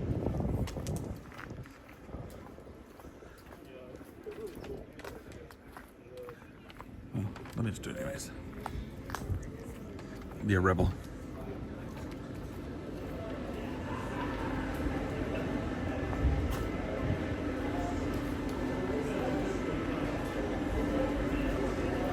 So I was going to show the wood thing down here again.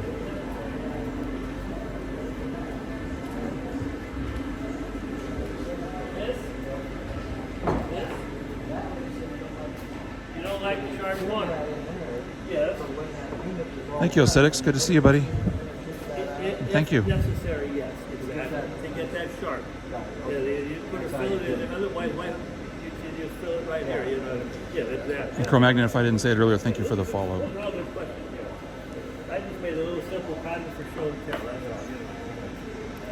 And here's a, we tried to, if you look at this big gear, I don't know how much time you guys got, but if you look at this big gear, this is all wood here, okay? Now, if you were to mold this and put it on the board and put a frame around it, these teeth would not come out of the mold. If you look at the teeth are sideways. The mold comes out this way. Yeah. But those teeth will not come out. So, every one of these teeth, 100. So if you were, one thing we were talking about earlier, and I know you weren't part of this, but so for example, like that wooden gear there, if you had a slope, whatever, you basically make your wood opposite of what you want it to be, the final product. Up to right there, So that when you pour things in there, it actually comes out the way you would want it to be in the end. because these teeth now Inverted, are exactly. by the sand. So we put sand around it, right? So we take all the screws out and we ram the rest of it up. And he was talking about for this one here, So when you which go to pull it apart, there was 280 different screws around there, and the teeth, right there. because obviously the teeth wouldn't allow you to pull out of the, I don't know if you can see the side here, of the mold. So the teeth were attached differently, and then you'd have to, you pull out the middle, take out 280 screws, pull out the middle, and then you'd have to come in and pull out the teeth, pull them in towards the center in order to release that from the mold. Look, you think about that David ring from Lost Wax. That was making in the Foundry, making jewelry. That was the Lost Wax, melt wax, and then take plaster or whatever, mud or whatever, melt the wax out, pour the mud in. That goes to make your teeth, your bridge for your teeth, gold teeth. That would make it. That goes, yeah. Well, of course, George Washington carved his out of wood. He had to make My understanding that Mr. Knight was the primary pattern maker? Yes, that's right. He was a boat builder back in Florida before Civil War. And after the beginning of the Civil War, I think he migrated out here. So while he's talking about that, but so like this column here that you see, Ados or anybody else. So some of these were used on storefronts in Old Sacramento back in the day. And they were, since they were so big, they wouldn't put them in boxes. They would actually dig in the dig and make their molds right in the ground, which now is concreted. But as you see in some of these old pictures, it was wood. Some areas were dirt. Yeah, enjoy yourself. Yeah, there's a lot to say. You betcha. You're back. Hello again, Mark. You back? Oh, no problem. You're Well, welcome. there was some people that joined. They were kind of curious about how. I don't know if you mind showing some of that stuff again. Oh, about how you made the. Oh, yeah, that's for sure. What do you want? What do you want? What are you interested in? Well, they were kind of curious how the. You want to go make this? You Yeah, want this? Or anything. you want the gear? You tell me what you want. I'd be happy to help. Whatever you want to show. When you get the water going? We hope so. Yeah. I got it disconnected. We've got to find some water someplace. That's not by a water motor, not by an electric motor. So what do we want Whatever to you show? want. Whatever you want to show. Well, this is the whole process. I'll do whatever you want. I'm more than welcome. Did you get that print? Yep. So, well, some people didn't see that. 'Cause Oh, they okay, came in no later. problem. That's okay, no problem. We'll do it.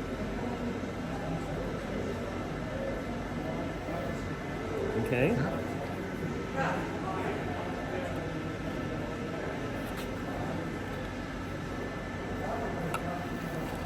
So that was the print, kind of That showing was the that was the print. plan. It's print. Now this is kind This of is going to be the layout for the pattern. layout for the pattern. Using a 5/32 shrink rule. Yep. And so that the shrink roll is about the metal and the shrinkage on the metal. So in this case here, aluminum says 5/32. So Correct. Got it? yeah.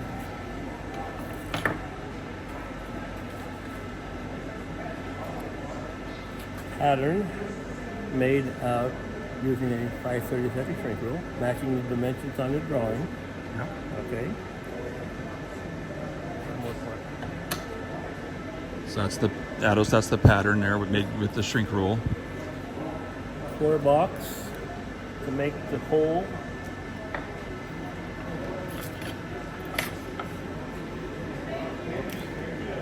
The black area is the core. It's going to make it hollow. There's the sand to make it.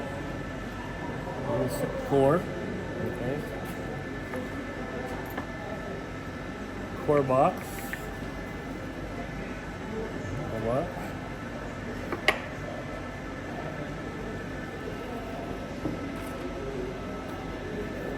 Casting. Screw. Screw in gate into the casting. Casting after cleaned up, cord hole. Okay. Machine part per the drawing using a common rule, not a shrink rule. This matches the drawing. Good? Yep. I don't know what else I could be happy to show you anything you want. Good? Questions or anything? Don't be scared. No, I appreciate that. Yeah. Kind of a lost art, believe it or not. No, so there's some of the other stations we went to here. There's some lathes, shapers, different things like that, planers, just to get it to shape and the smoothness. And we watched a lathe over there where they were working on threading a bolt. Thank you very much. Mark. Appreciate it. So we'll kind of walk back through here.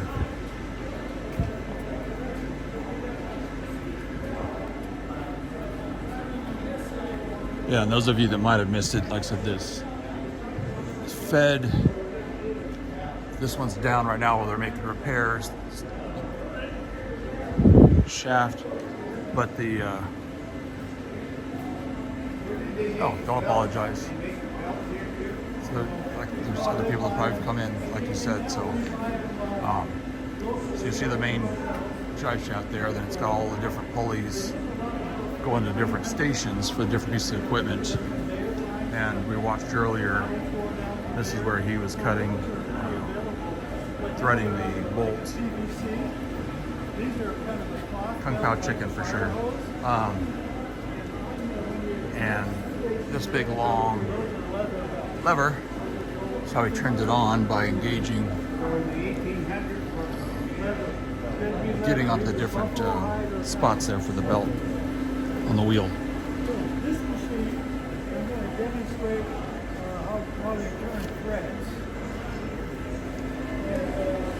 Thanks for dropping by, Woody. Appreciate you.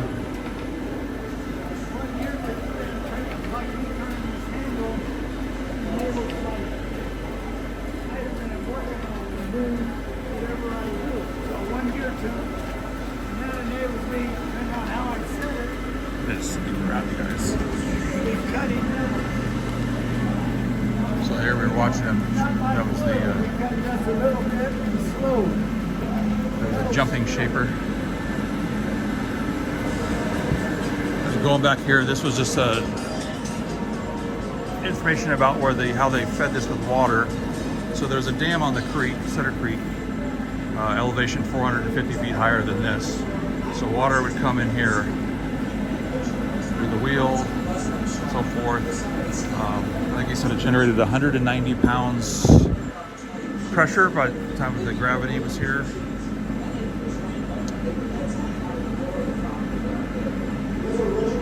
And just kind of talk about the night water motor.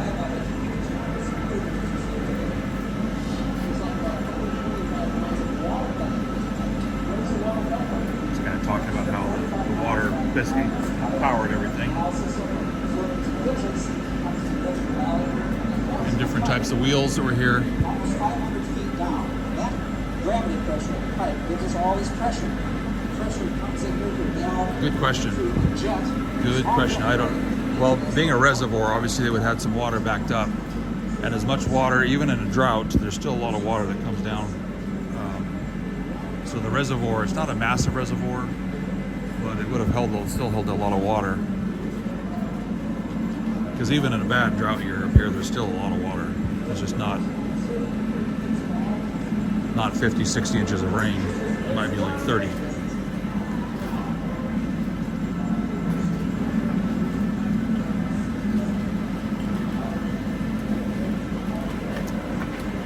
Yeah, exactly. Well, the double bucket was the Peloton, or Pelton wheels, not Peloton, Pelton wheel, which is here. Whereas the night style wheel is basically single buckets, close, spaced closer together. And with the Pelton, or excuse me, the night wheel, with this nozzle that was here. You see it's got two spouts, and so as it was hitting the top, as it was filling the top one, it was already hitting the second one. So it was designed for this setup here. I don't know that he got into that answer as far as one was faster or not.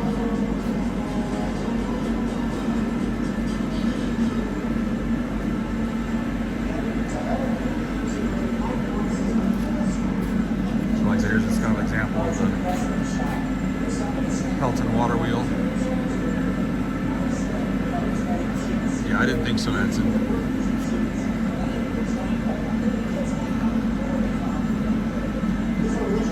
So in our hydro plants, we actually use a version of this Pelton water wheel still to this day,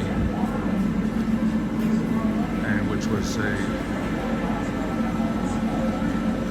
the night wheel came first, and then Pelton kind of copied the design and worked on that.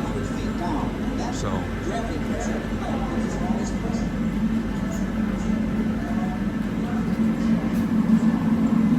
anyhow, that's kind of in here in the. Yeah, but the ones we use in hydro are massive. I need to look and see if I've got some pictures, and I'll post them on Discord from one of our powerhouses.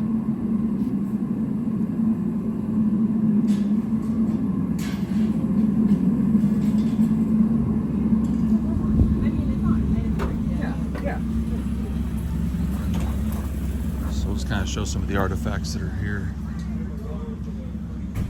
So these are some of the big ladles they used for the molten iron.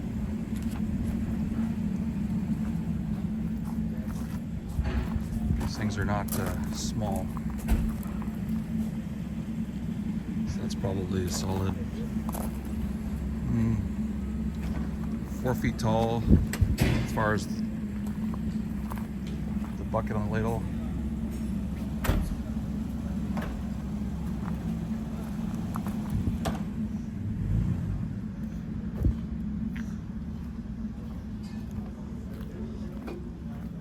This has been a work in progress for quite a while as far as restoring everything and getting things going. Just a big scrap pile of stuff back here.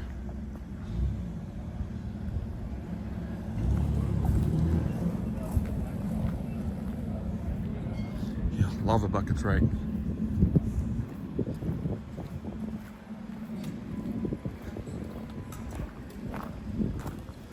this is just this building here is just where they kind of store some of their patterns and sand.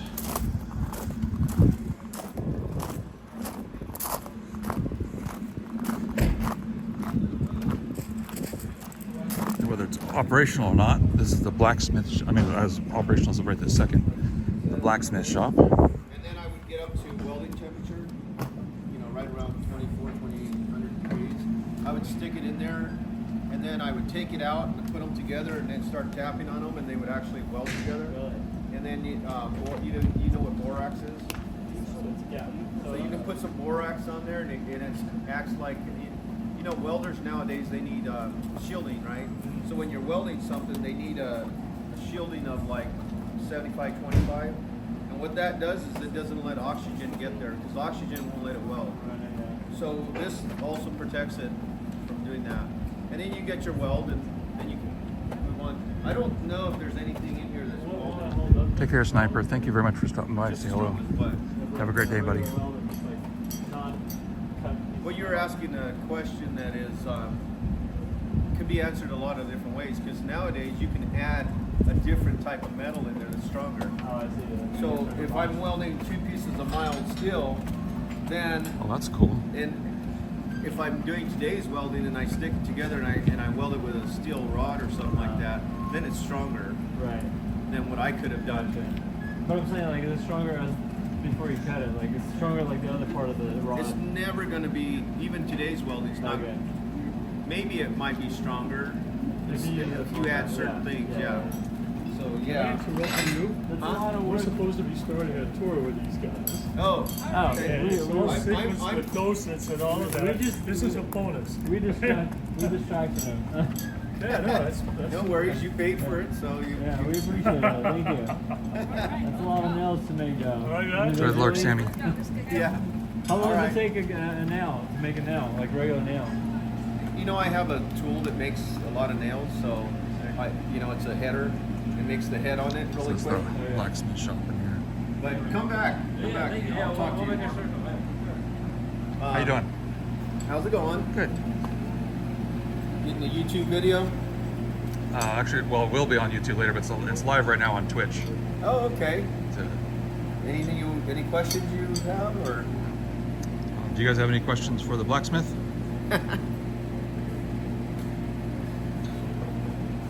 Oh, hold on. I might be burning something over here.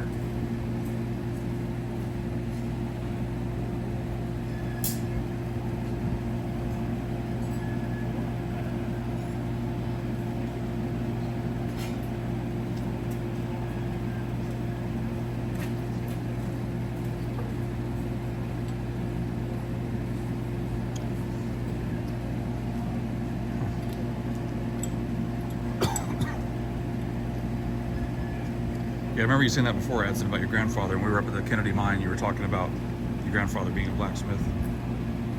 The Kennedy mine still has a blacksmith. Yeah, we were up. Area. Yeah, we were up there about a month ago, Okay. and streamed that up there and kind of showed the little blacksmith shop there. Yeah, they want me to do some blacksmithing there too. They're open every Saturday though. Yeah. We're open every second Saturday. Second Saturday. Yeah. I was trying to get down to Sutter Fort had something a couple weeks ago down there, blacksmithing day. I was trying to get down there to that, but just didn't get a chance. Yeah, they've got a pretty nice shop there. They also have one down in Columbia. Yeah, yeah. That one's full time. That one actually has 2 guys working there as a blacksmith. Yeah, I was there this spring. We kind of went through streamed that and kind of showed the blacksmith shop there as well. So yeah. Hey, Odelman, take care, buddy. Thank you. All right, yeah, nobody has any question at the moment, so thank you. Sure.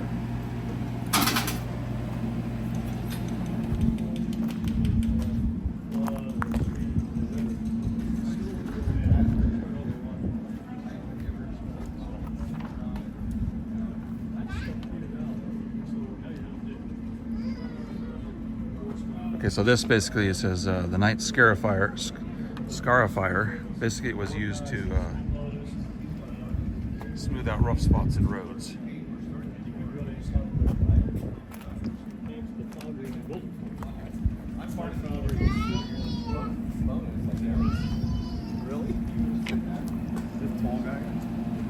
So they do have a question, but it's unrelated to blacksmithing.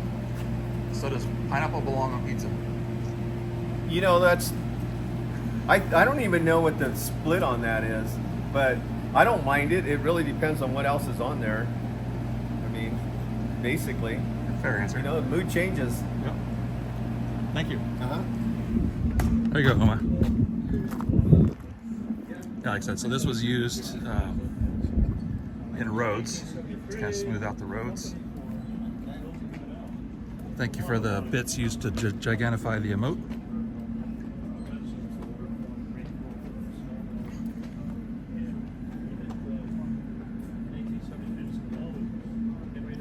Just trying to do a quick reading on this here to see. So these were even shipped down into Chile, used in South America, or as far as South America, Chile.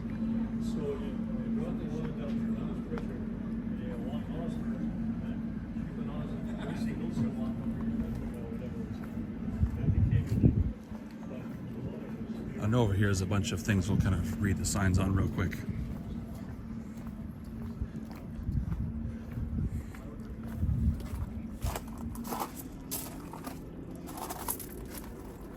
So it says Knight's Foundry, the only water-powered foundry in the United States in continuous operation since 1873.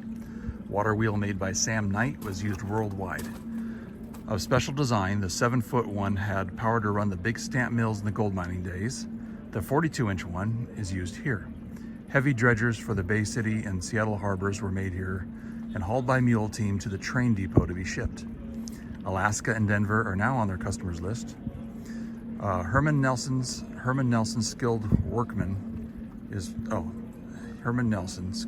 present owner in November 1967. Of course, and it was donated to the city. Just a historical plaque.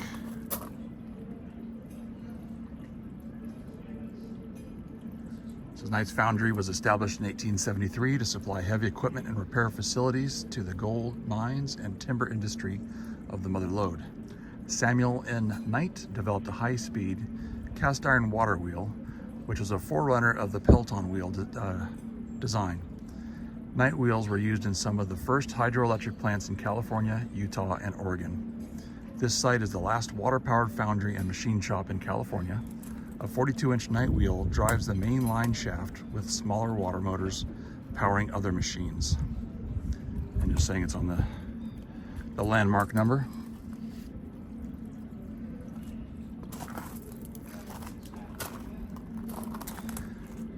And we first started the tour, we were kind of talking about how they use this to roll a steel flat pipe roller. Used to produce rolled steel.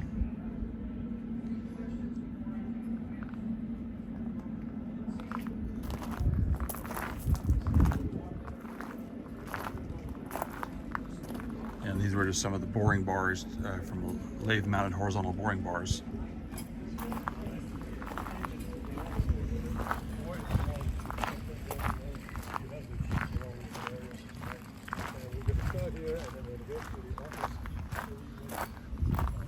So these are gate valves.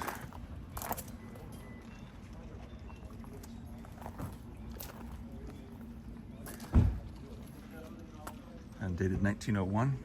It says the two 30-inch diameter gate valves in this site were supplied to the Standard Electric Company of California in 1902 for use in the Blue Lakes Dams and Meadow Dam, located on tributaries of the upper reaches of the North Fork Mokelumne River.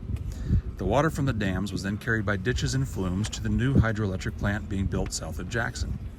The Standard Electric Company was headed by Prince Andrei Poniatowski, who fashioned himself as a promoter of enterprise. In a partnership with his banker brother-in-law, William Crocker, and banker Darius Mills, the company first built the Blue Lakes Powerhouse in 1897 and then Electra Powerhouse in 1902. After a complicated series of acquisitions and mergers, in 1905, this operation became part of the Pacific Gas and Electric Company. The 2 valves here were removed from the Lower Blue Lakes Dam in 2004. Their donation and return to Knight Foundry by PG&E was arranged by local resident Winston Pete Bell of the Foothill Conservancy, who recognized their local significance. Knight Foundry supplied gate valves of this style in many different sizes to many of the early hydroelectric development projects in the western United States, not only in California, but also in Oregon and Utah. One set of valves remains in place at the White River Powerhouse, Ty Valley, Oregon. Knight Foundry supplied the original water wheels, governor sets, and valves for the plant in 1902.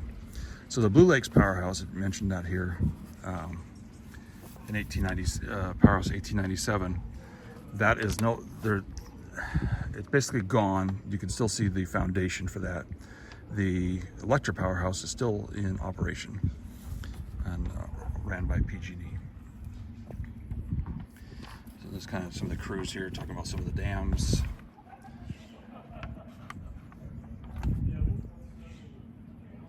Tunneling.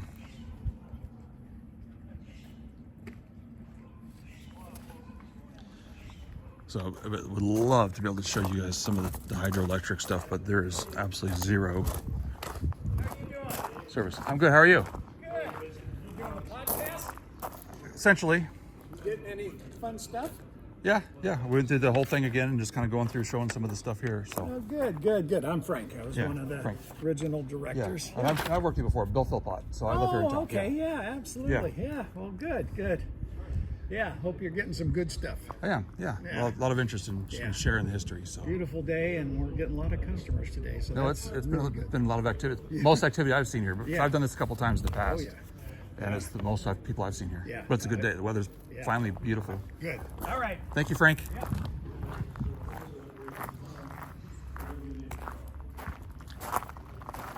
So, just the machine shop. We kind of were in there earlier and kind of talked about the giant lathe that's in here.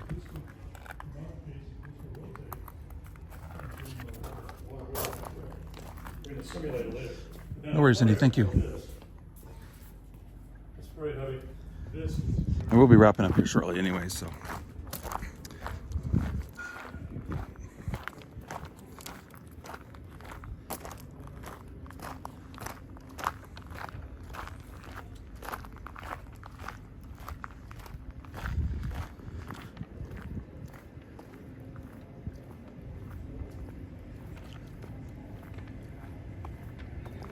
Just a supply of stock.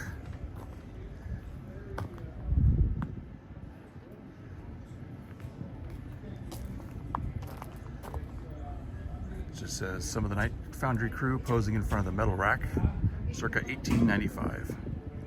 Workers are blacksmiths, foundrymen, machinists, and carpenters, and one apprentice.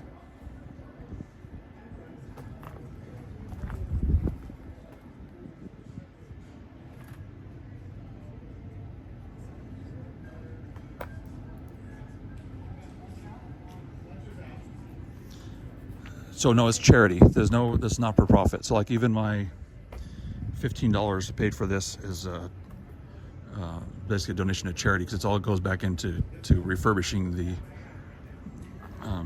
funding refurbishments of the foundry. They did have on the 21st of September, they had about 100 yards of tables going all up and down this street. It's called the Feast for the Foundry, big fundraising dinner they have every year. And actually the tables my stepfather makes, reclaimed redwood tables, is what they used, like big long harvest tables.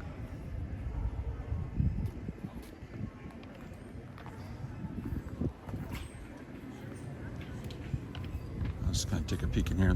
You have some of the stuff they made.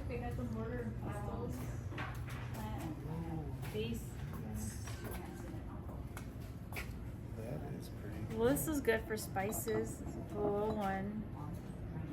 That is adorable.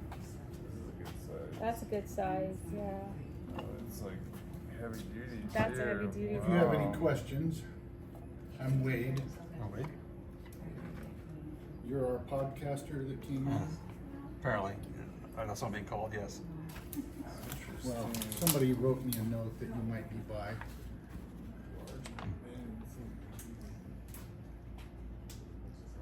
I know the answer to this question is probably a no because you don't deal with brass. Did you ever make any brass? Oh, did you guys ever make any bells here? I don't know, historically, I've not seen any brass patterns, but actually there was a room that's just off back there that used to be the brass room, and so they had a small space. Not a lot of brass, but brass, copper. We poured brass, copper, and bronze.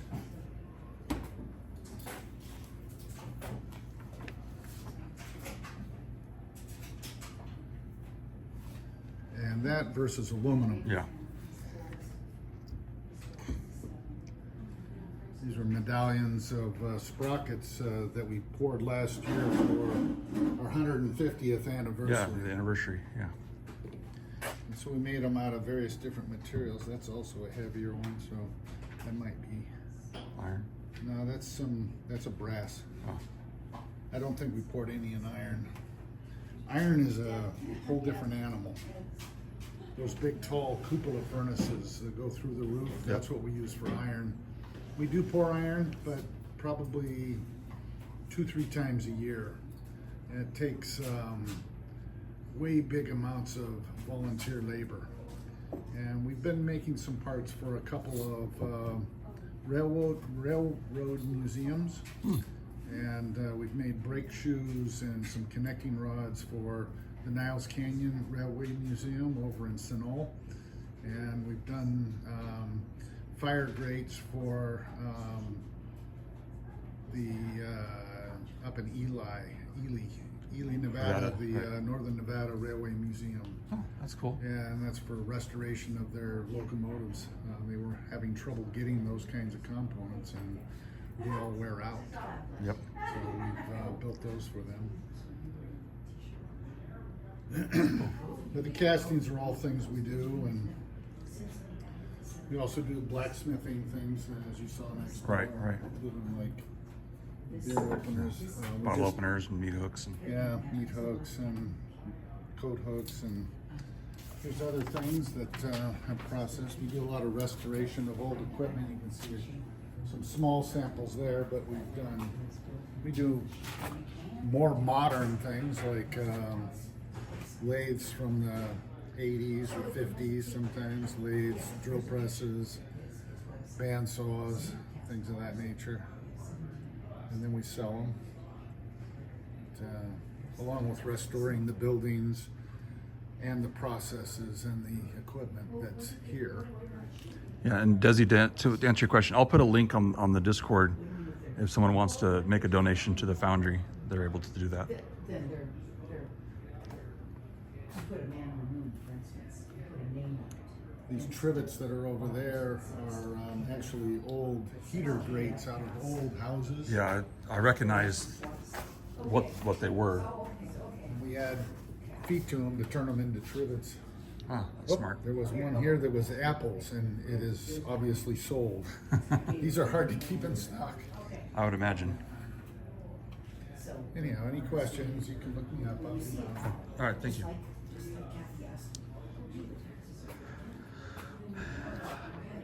I think I don't know about the horseshoes. I know that the livery, the blacksmith livery down where the old city hall, or where the new city hall is, or the auditorium is, they made horseshoes there. And there are numerous amounts of discarded horseshoes I find in the creek.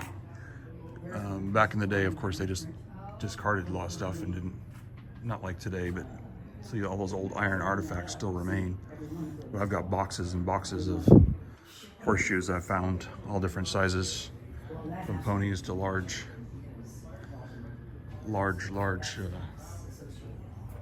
workhorses, I guess.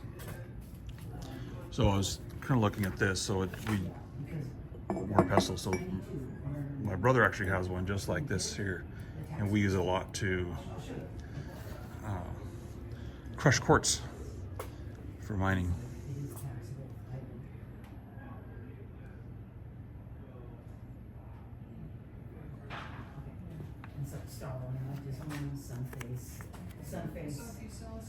So what you could use, obviously mortar pestles you could use for cooking, a lot of different things, anytime where you're gonna grind something up. Bar casting molds. But you're all right, Desi, I could spend some money in here on some of those things too. I like to always support local businesses and local historical things. Yeah, there's nothing in it. Of course, some of the Christmas stuff out already. So I'm really glad that you asked me about the tax so that you. I didn't realize it either. I'm sorry. So it says the snowflakes and stars were casted here at the Foundry. Yeah, that's when you click on it. I may have to get a star. Oh, I haven't told him. I haven't told either one of you. Shame on And I you. saw them, they were casting some Yeah, snowflakes down there now. Or when we were over there watching them, I could see the middle one, I believe, was snowflakes. Is the webmaster. Yeah, but I may come back and get a Tim is the one star or two for the tree. on the backstage piece of Square. He knows Square really good, and he knows Square really well. And so he and I went back and Some of the different things here. Ingot trays, trivets, little small anvils. And so I would take a picture. She already has a picture of the gift card just by itself, but I don't necessarily have. Like I said, I'll put some links in Discord for the Foundry. What's M&S? Is that a store? Yeah, they were talking about that they have poured some alloys before, bronze, brass, copper. Whoops. Well, I set my phone down, my other phone, I accidentally closed it so I couldn't read the chat. These were some little stars, or some little gears they made in celebration of the 150 year, a couple years ago. It's this aluminum. I think he said this was a bronze, copper, and just a painted aluminum.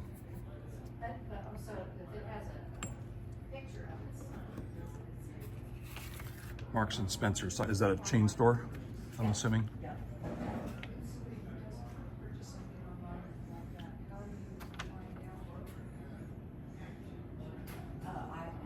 My name is on. It was Chris at Info. And he's typed. And these are some of the original patterns up here, just displays. And then the other thing is. Not for sale, but just for display. An alert system is set up between the Square and that will alert me. Gotcha. Yeah, we don't have those here, so obviously I wasn't sure what that was. Oh, yeah. It's kind of a little. No longer charged. It's kind of cool. All the stuff that's poured here is souvenirs. Just a replica water wheel.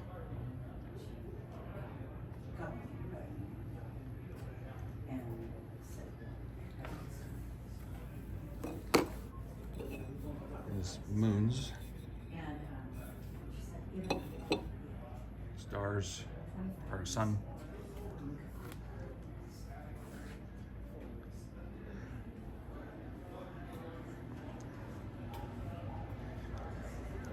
But anyhow, I hope you all enjoyed. Switch this around. Oops, sorry, I hit the wrong button here on the gimbal. Hope you all enjoyed today, kind of the tour of Knight's Foundry. We've been wanting to do this for quite some time. And hey, Erica, good to see you, my friend. Thank you so much. Yeah, hopefully all you enjoyed it. Ados, I'm glad you liked it. I've done this a few times on my own in the past. It's always very fascinating. I'm always really into history and seeing how things work. So it's really cool to just sit here on this bench to get a chance to share that with all you. Most of you know that a lot of the things I do are more geared around historical or something of significance. between the mines and things that are important to the local history here in the California Mother Lode. So Still got that thing running? I do. Good. I do. Yeah. Get what you needed? I did. Yeah, it was a great time. So everybody seemed like they really enjoyed it. So Excellent. It was a good time. But thank you again for. Tell them to all come over and have a tour. Yeah. Well, I'll be putting stuff in the Discord, and thank you, Edson, for that.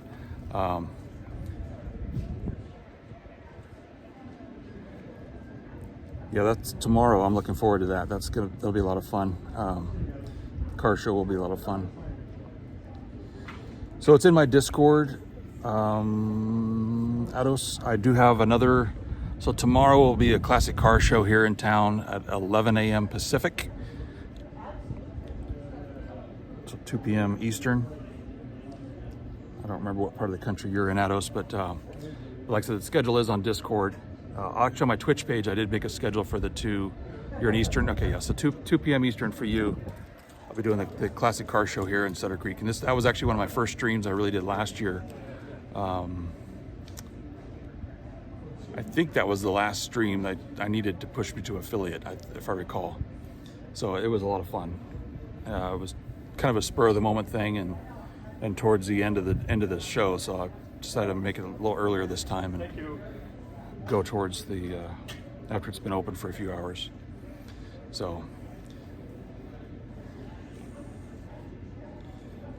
yep, cars, Desi, and trucks, and no, I no longer have an old car. I've had 2 in the past, so.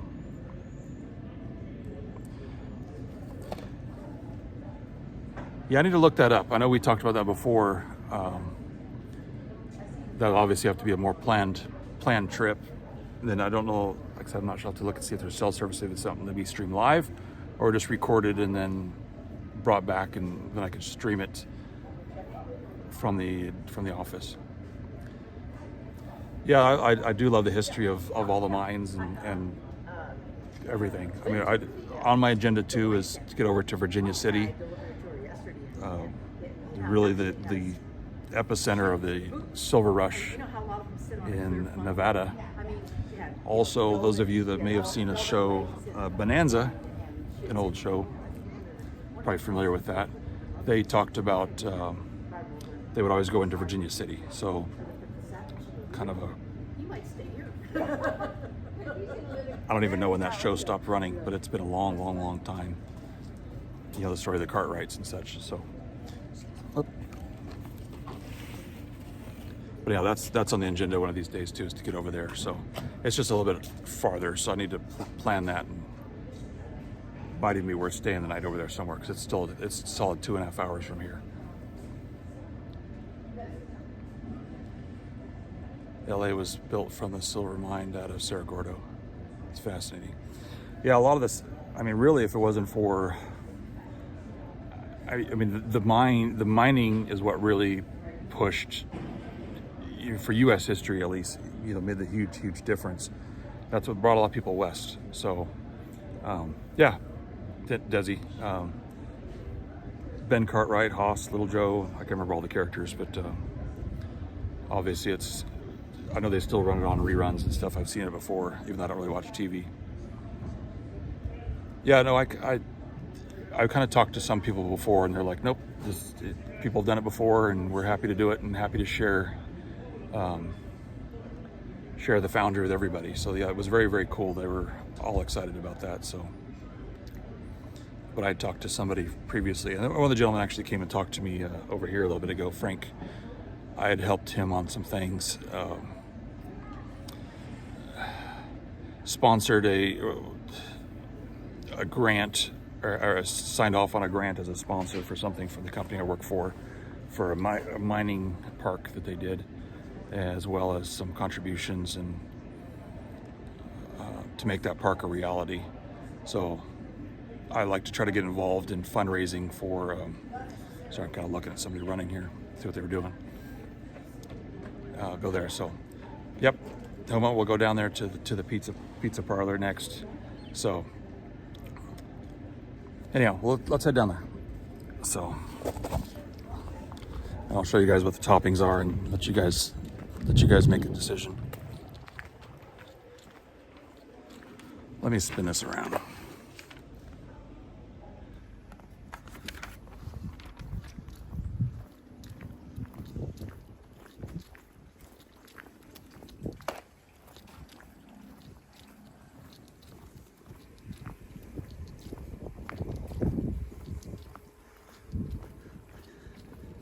Yeah, I was actually taken aback. I did not really expect to meet that goal today.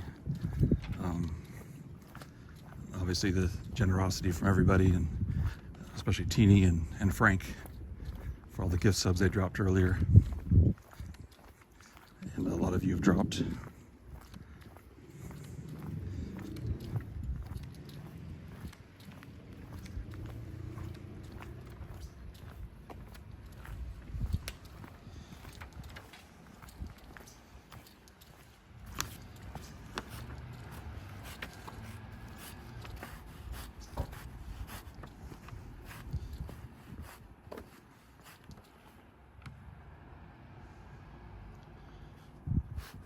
Take care, Erica. Thank you very much for stopping by. I appreciate it, my friend.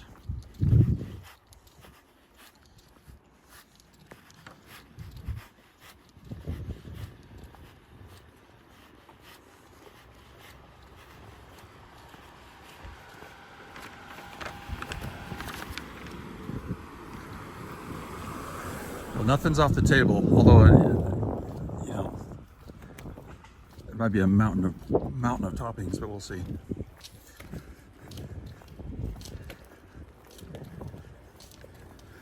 I am a man of my word.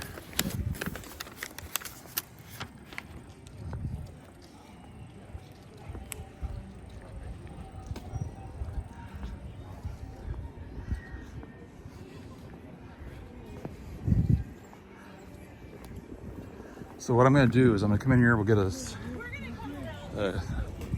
view of the menu, and then what I'll have you do, Edson, if you don't mind maybe helping with this, is keeping track of the toppings that people say. Then you can just, in one thing, it's like reply back one thing with those toppings. That way I can order it, if that's all right with you. Probably. It's Gold Dust Pizza in Sutter Creek. I would imagine they have a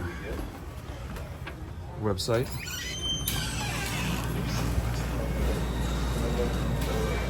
You're welcome. So,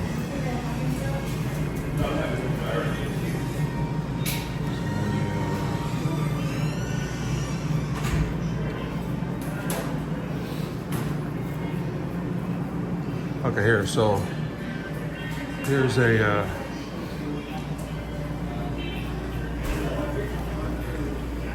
toppings.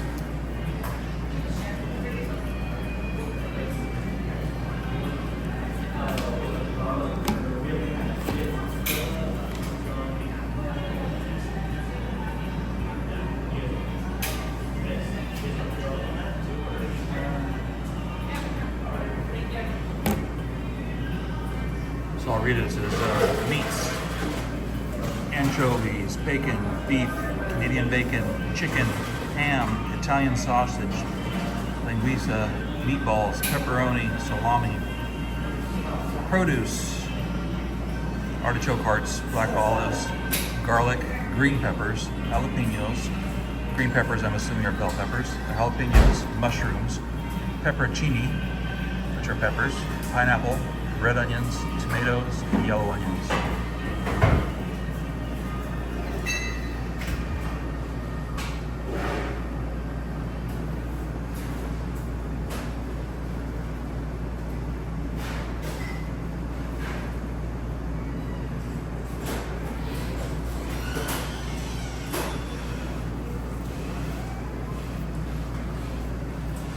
But you guys are picking. Yeah, linguiça is great. I like linguiça. A lot of people don't know what that is.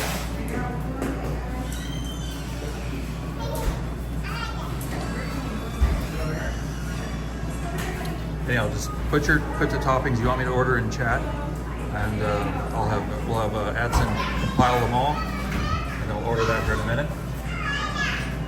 Start off with a large Oh, like you would be the first one I would have thought would put pineapple in there. You didn't even put pineapple.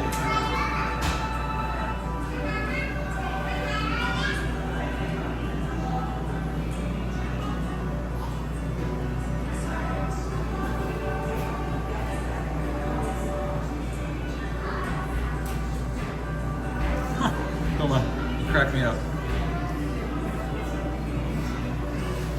Pockets, thank you very much, man. Appreciate you stopping by and hanging out.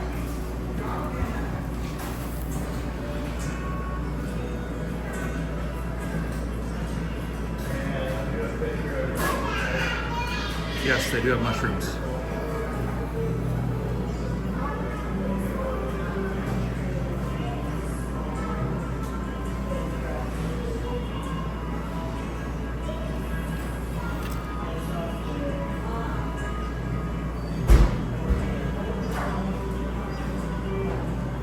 Like I said, nothing's off the table. I will eat anything you guys tell me to eat.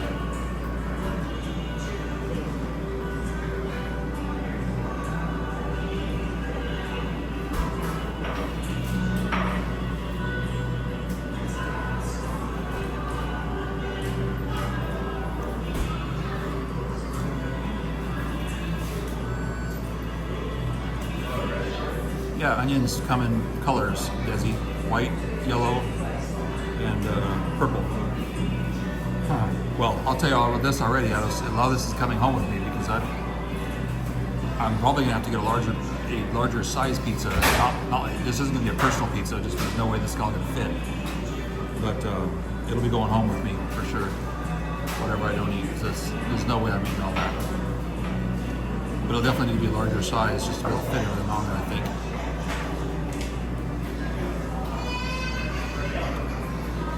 Yeah, I am not a fan of crunchy crust. Sue. I think Homo was saying that all those. Yeah, so not, maybe I'm wrong, but.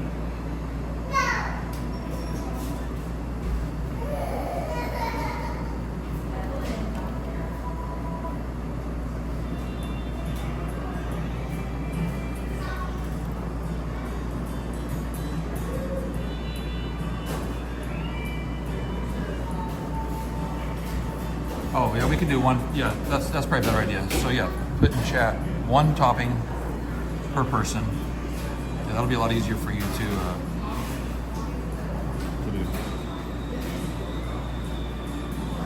Yeah, yellow onions are very, very common here. I mean, I cook with a lot of yellow onions and white, and purple I use more for slicing and eating on things, like on sandwiches or whatnot, or salads.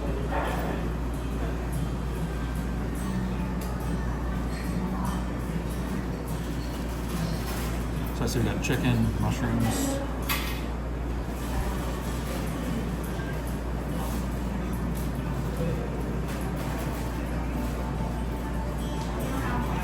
Bacon from Desi. Risa, pepperoni, green peppers, mushrooms.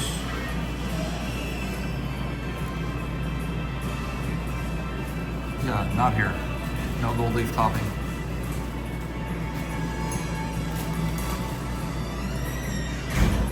But this pizza place is one of the best damn pizza places around. Delicious pizzas.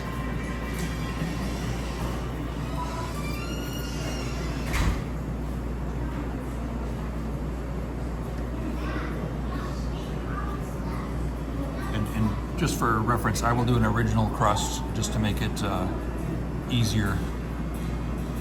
Thick crust to be too much crust to try to eat all this, and then although normally I'm a thick crust person, the thin crust is a little too crunchy for me. But I mean, I guess if you guys want me to have a thin crust, I'll eat a thin crust. I didn't say you guys choose my pizza. I'm just kind of giving you my logic, the logic behind it. Okay, so we're at bacon, Desi, Lisa from gravy, pepperoni from Sue, green peppers, Mockage, mushrooms from Ados, chicken from Huma. Yeah, I'm really surprised. I'm still waiting on somebody to put pineapples or, I know what you said about that soup, about anchovies, but word is my word. Well, that's what I was thinking too. A thin crust would not be a good one. I've never had cauliflower crust, so I don't know what that would taste like. I've had cauliflower substitute for other things like mashed potatoes. I had a cauliflower noodle once. It was actually surprisingly good.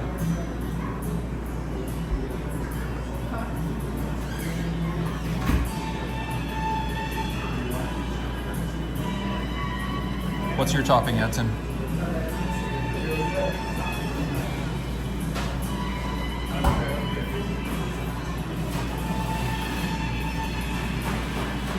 Yeah, if you're working right now, throw your pizza topping that you want me to get.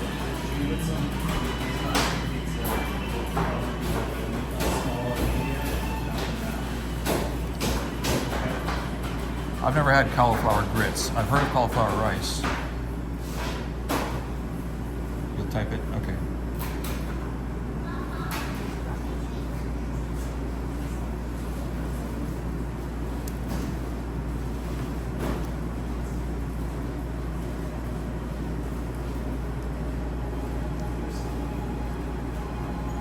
And I actually like grits, real grits. Me too, Cindy. Me too. Is that going to be what you're going to say, or are you obviously going to do whatever you want to go after? Hey, anything's on the table, Adson. Yeah, I love olives. There was when I used to live in Southern California, there was a spot, and Gravy may know, but Gerber Olives was there in town in Ontario. And, well, it is what it is, I'm not worried about that. But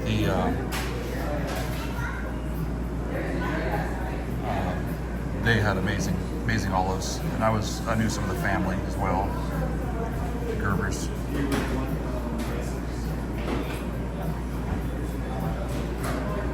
But even still, if I go down that area, I usually bring back some cans of olives.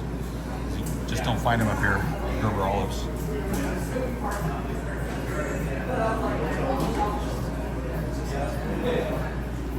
Hey, don't worry, Edson, there's no way you can ruin it. It's pizza. You can't ruin pizza, I don't think.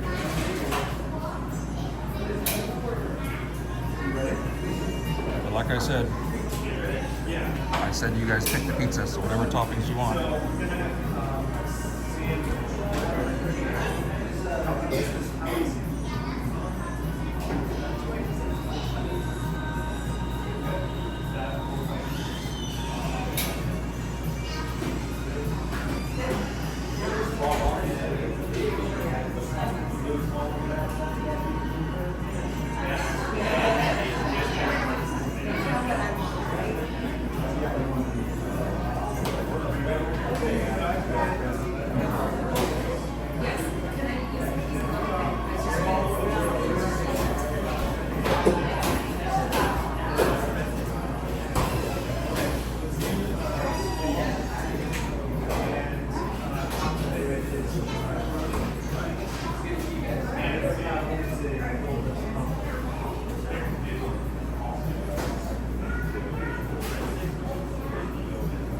I got both my hands full. Is that Calvin Thomas's spinning pizza? Well, I'm just waiting on everybody to get it all settled. Ados. They have an amazing back patio area, which I'll go down there and sit.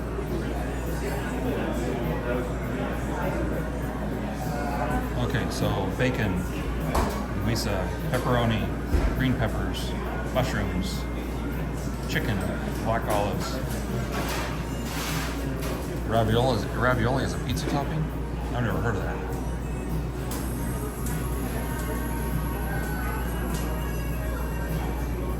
I don't see pickles either, but I would eat pickles. I like pickles.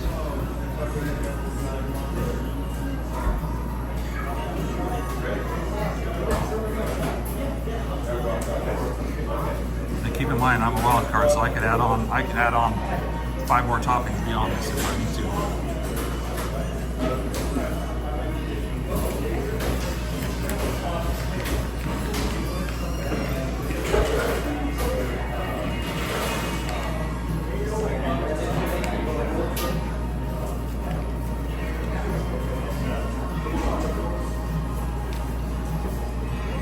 Okay, we'll do a like a 20-second last call here, just so we can make sure I have time to order this. And I know you guys are waiting.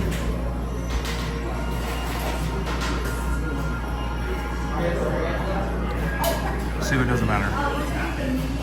It's for fun. And even if it does, I'll be able to eat whatever I got for several days, I'm sure. Sorry, I didn't realize it was out of focus. I wasn't looking at the screen, the camera.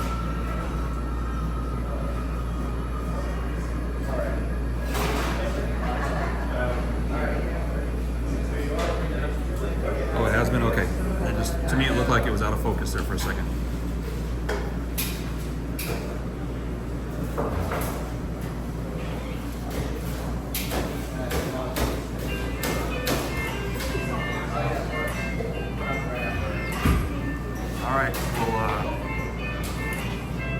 Repost that one more time, Madsen, and then that way, when I get up there, that way I can read it easier.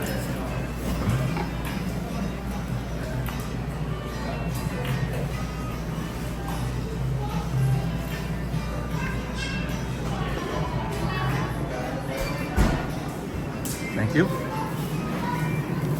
Hello, how are you? Good, how are you? I'm all right. All right, I need to order let's do a large, just so this will be a large for here, original crust, red sauce. And I'm being told what to order, so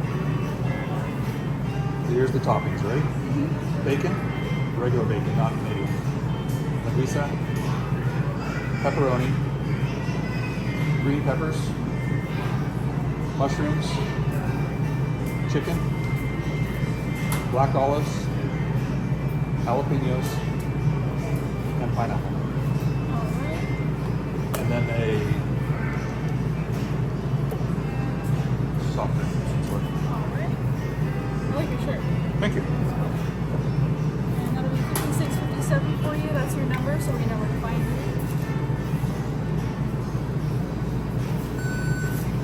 You want ranch with your pizza? No ranch, but peppers and Parmesan too. Okay. Do you want your receipt? Yes.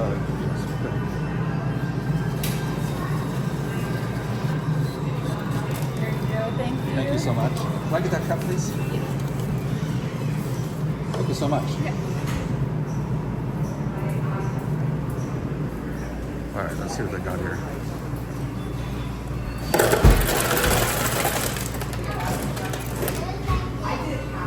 Let's do lemonade.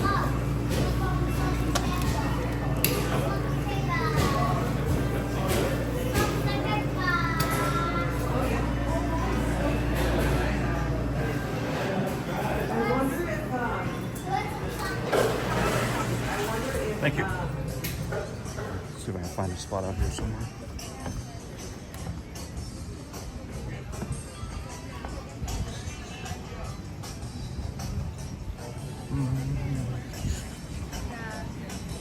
Never been around dogs. Oh, you didn't have a ball, so. You still have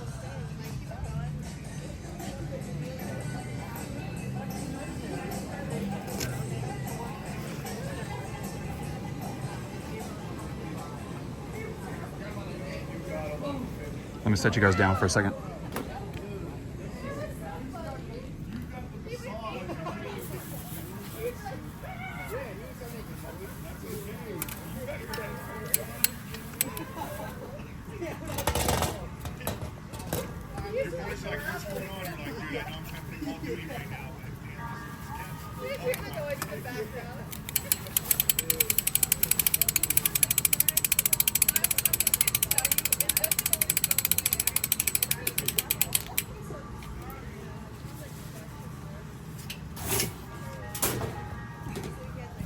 Anyhow, so the Yeah, they're not running out of pizza. Yeah, of course it smells like pizza inside. It smells delicious. So they have a nice little patio out here, or outdoor eating area. It's gorgeous, gorgeous maple, short leaf maple, and then artificial turf, all the tables. The creek's almost is basically dry, but the creek runs right here.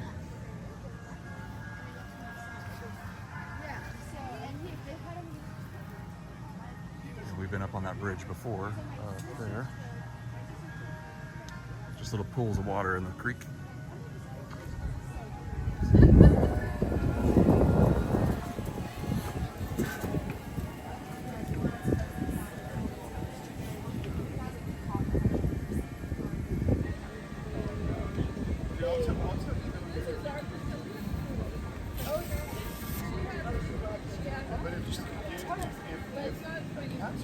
Showing that I paid for the Foundry tour.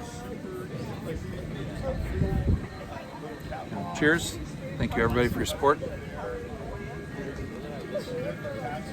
I am not. I can see, I can't because I can't put Discord on the one phone. I can't put Discord on this phone. It's prohibited. But I can put, I can see whispers. If you want to whisper me something.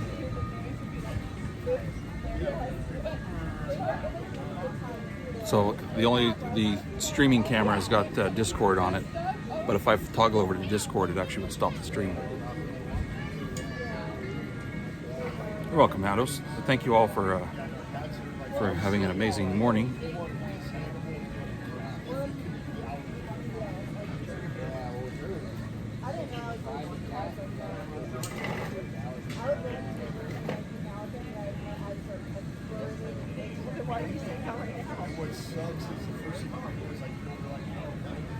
Yeah, I'll check that. As long as you put it in there, I'll check it as soon as I get back home. I'm not sure why it... So the stream element's not in here at all? Oh, it has to be in here because it was the commands were working.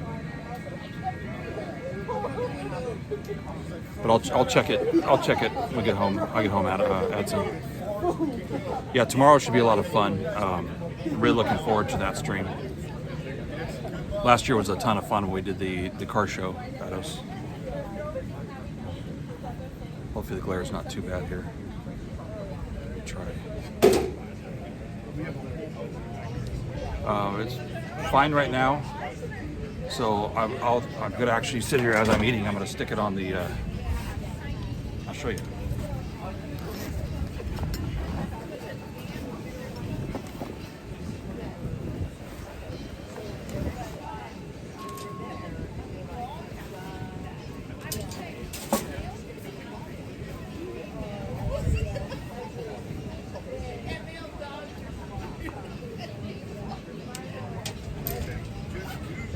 So I've got in here, that's financing. I've got actually a couple of these. So these actual charge, I can do 4 full charges of a phone on that, but I have one of those, I have 2. One, so that way I can always have power.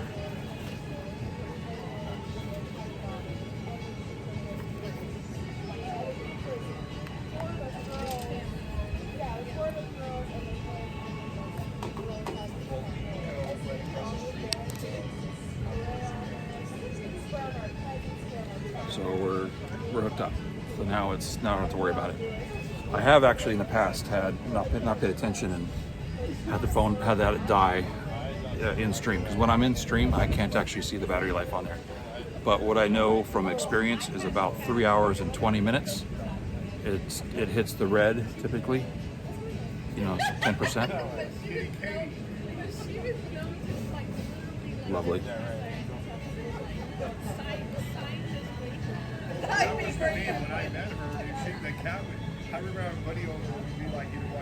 Well, there's a combination of things that factor in. Obviously, the power source and the read lips, but the cord actually has a big difference.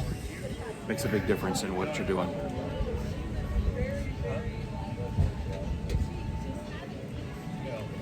Yeah, we'll do a bad lip reading, like Star Wars bad lip reading.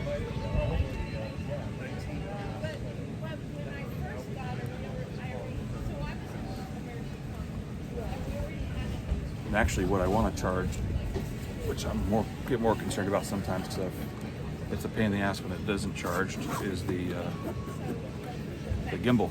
Once the gimbal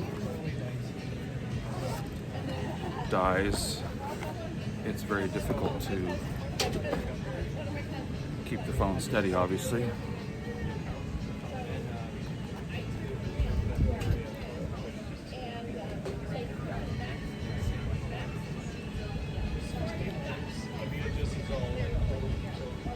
All right, so now the gimbal's charging as well as the phone.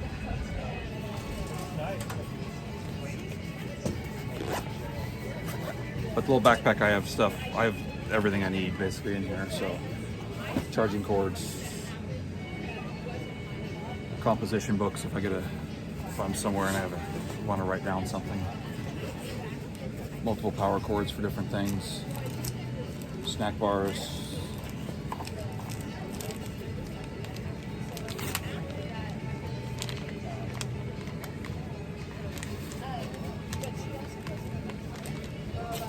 Bacterial wipes.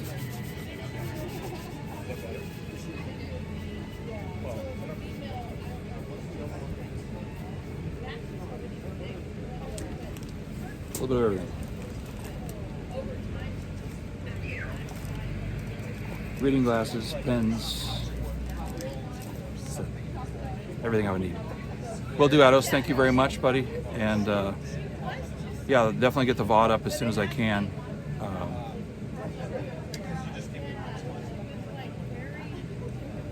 Huh. Wonder why that is.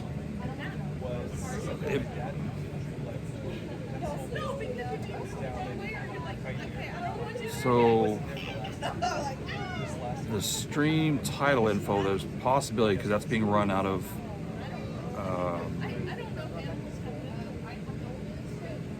Prism instead of Twitch, so that could be the issue there.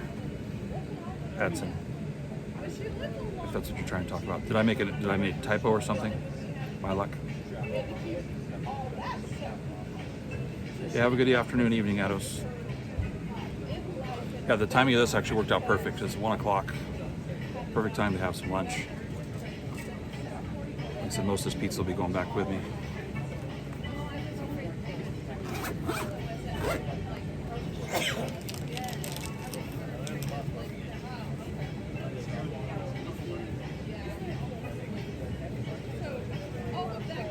Oh. And I don't think I can change that on the fly. I'll do an experiment stream to do that. I'm not going to try to do that while my luck, it'll crash the stream.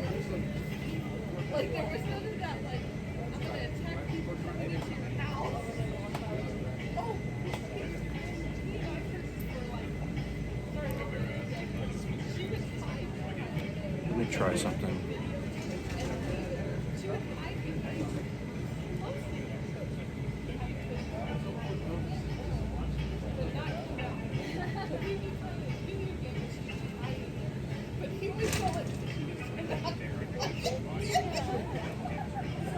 Yeah, I think it's because it's done through. I'm trying to look here on this too. I think it's because it's through Prism. I can't do that. AdSense.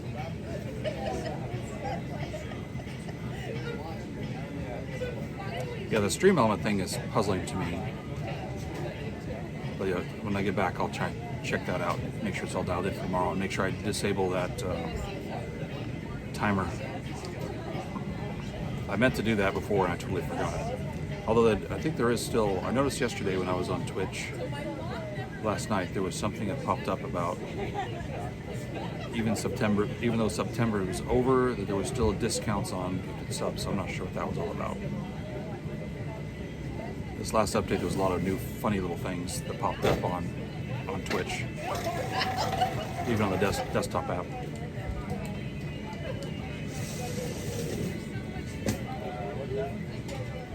Yeah, and I'll have to adjust the sub goals and stuff like that too as well. Actually, let me back read here and just double check, make sure my luck I missed something here.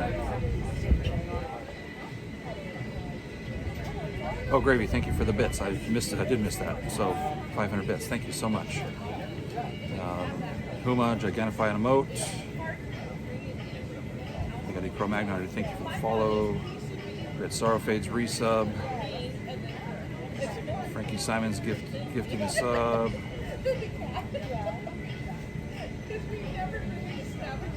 Frank Tedesco gave out a total of 20 gift subs.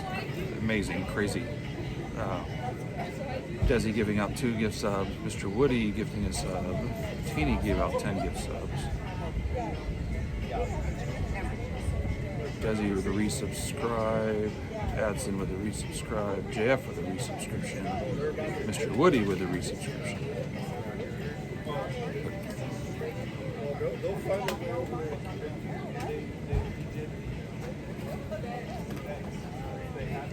Are you talking about, when you say the subs are ongoing, just needs an edit, are you talking about the goal you're talking about, Adson? I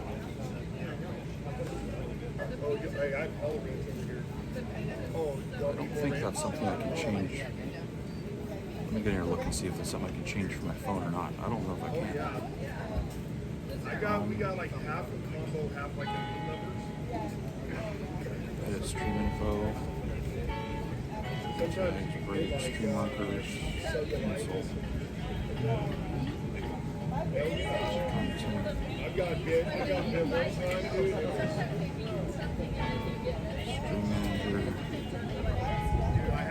Yeah, I don't see a widget on my phone to change the goals. From here to here, it was like bright red, and it was hanging, and it got so swollen. And I was like, hey, where's that? So I was putting ice on it and different stuff. And then I was like, you got to go to the hospital. Because it was growing. So I go to the hospital, and the doctor was like, the first thing he did was take it. There are still some discounts for gift subs. Yeah, I thought so. Thank you, Cindy. I thought I saw something about that. By tomorrow, if you don't see it subsiding, then you got to let us know. Because also it's push report. I'm like, dude, I just stayed with you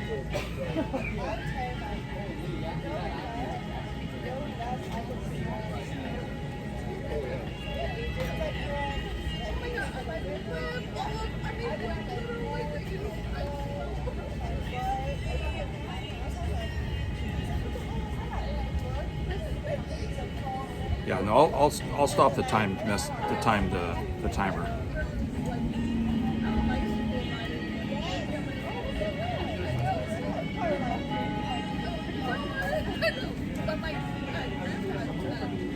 trying to look here.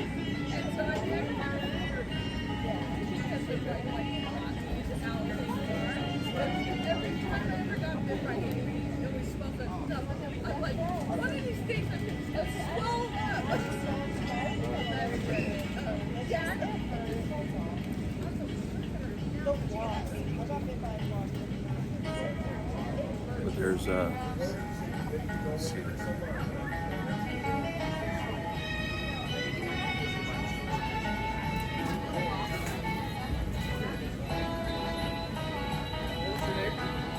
You have a long wait, that's it.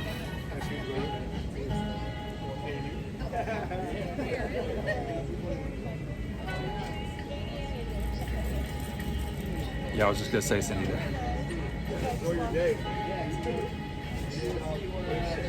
Although Hoke says he'll sing if he gets 300,000 followers on Twitch, which would be obviously his is even more outlandish.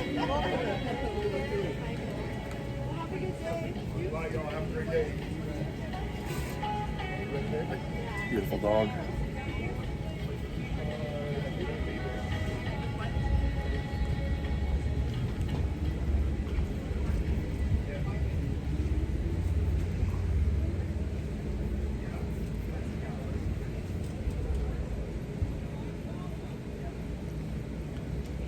Huma, thank you for the 5 bits.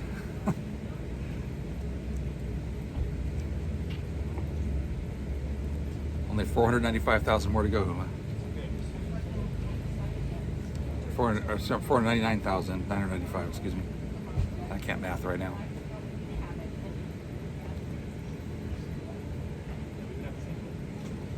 Actually, I might need to change here where I'm at. Sitting in the sun is actually kind of hot. even though my face is in the shade, my back's in the sun. No, I always laugh when you do that huma in the different streams, but your huma math, as I like to call it.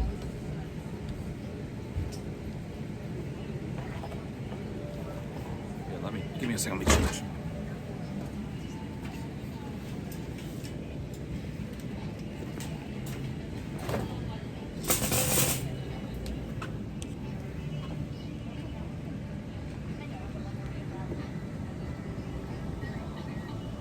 That's much better. Sorry, I was getting real hot.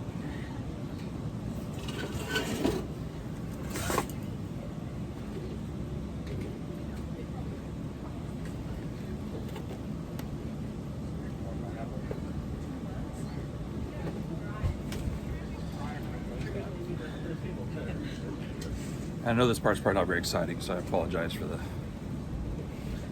boredom here. She maybe comes in. But yeah, like I said, I mentioned earlier, those of you on the front that were here at the beginning of the stream, on Thursday night, one of the buildings in town caught fire. So it was fully engulfed. If you want to, that's financing. The whole building was lost, and so they had the roads closed down yesterday for the investigation, our potential fire investigation to determine the cause. And well, not necessarily in these old buildings necessarily, but we'll have to determine, see what happens or what they found as the cause. But so the downstairs was a vacant restaurant. It used to be where the Greek restaurant was, which this is not the place for a Greek restaurant, sorry to say, but the upstairs had an apartment. There was like a third of the building, well, a little sliver of the building was cut off to make like a salon, hair salon. And I'm trying to think what else was there. There was several different units, but especially in a lot of these old buildings, they may have knob and tube wiring, things like that. But old buildings, I mean, maybe it may have been electrical. I mean, who knows? I mean, obviously, proper people will come out with the results about what the cause was.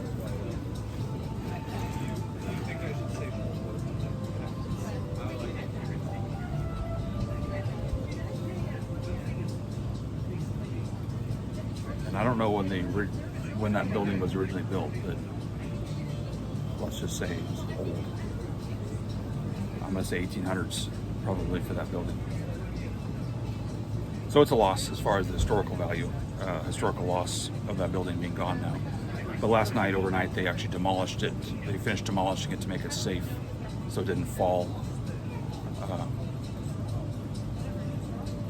on anybody.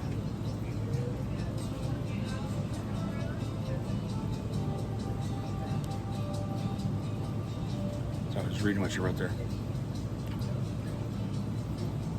Yeah, I definitely got to get rid of that September thing. That's really annoying.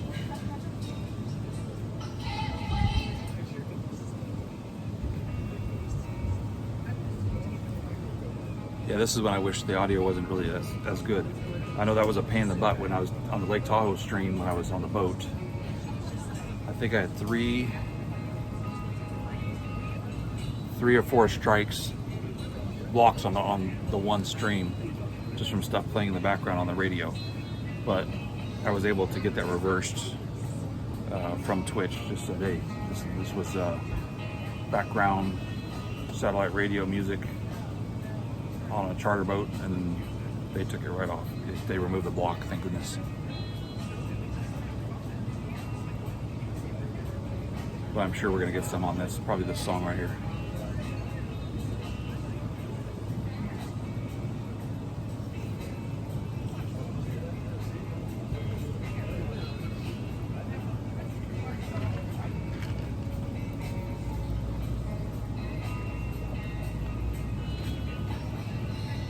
So, but anyhow, I hope you enjoyed Night's Foundry.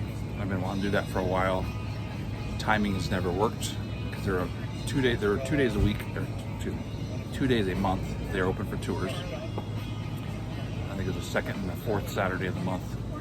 But the timing has just not been very good me to do that. Plus, I was kind of waiting for it to stop being so damn hot.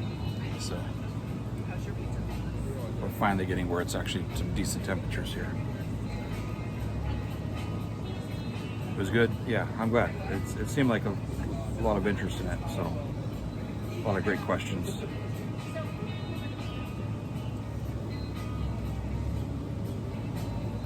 Now, Desi, I don't know if you did hear the answer to your question about the bell, if you were paying attention or not, but not to his knowledge, but that doesn't mean it didn't, that one wasn't ever made there.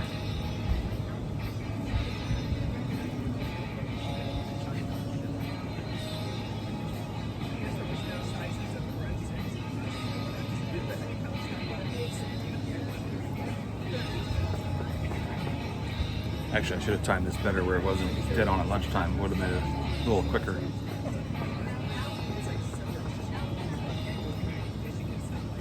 I'm just curious to see what this looks like. Oh, here we go. Thank you. Oh my God. Yeah, it's a lot on there. Hey, can I get a box? I know I'm gonna need one. Yeah. Thank you. You guys are gonna die.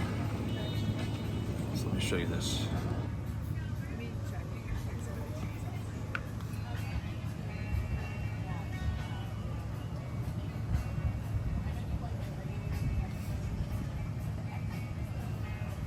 All right, Gravy, enjoy your lurk.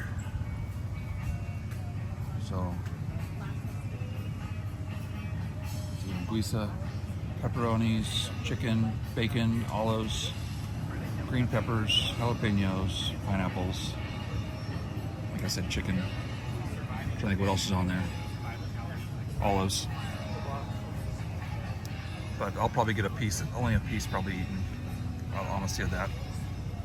It's massive. That's like a whole week's worth of food. Thank you so much. All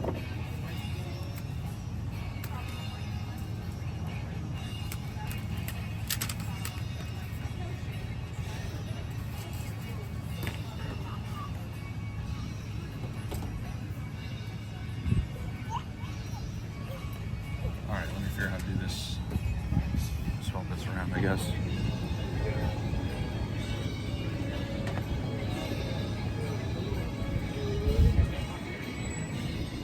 I'll have a piece here, but I'm probably not gonna sit here and eat my whole lunch here with filming it. Since it just seems a little weird to me.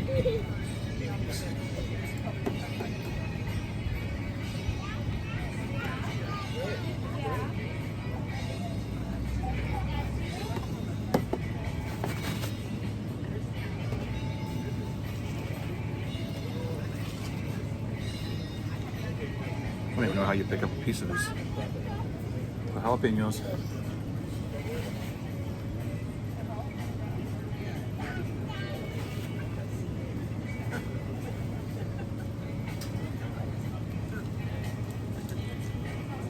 All right, let's attempt this.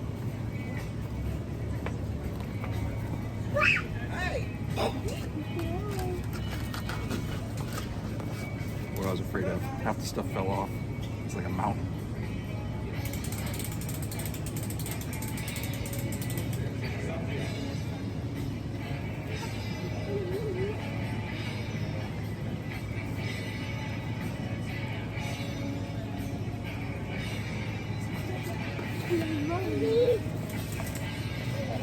Yeah, it does look good, but it's gonna be a challenge to eat, Sue. So that was a piece of the chicken.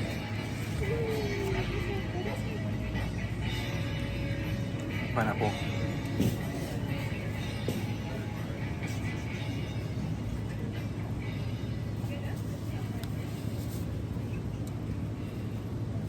So what I did is I tried to make sure that everything was on this slice. Oops, chicken fell off. So it's chicken, peppers, bacon, greasa, pepperoni. Yeah. All right, let's try this.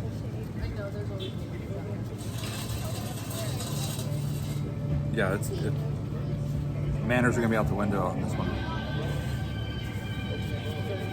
So, all right, we'll attempt this.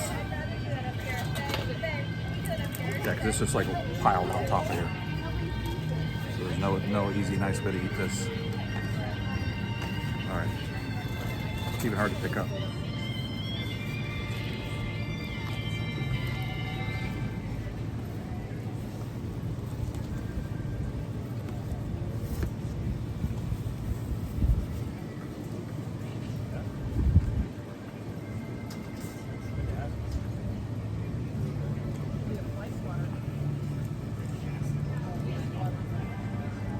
It's a very interesting flavor combination, put it that way.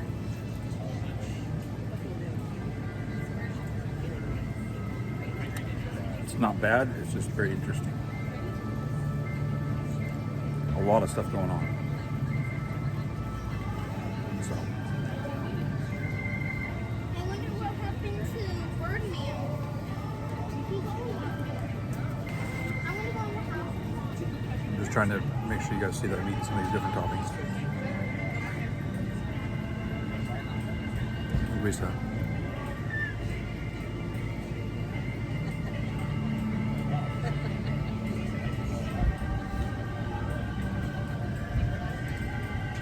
Pepperoni. My napkins are blowing all over the table.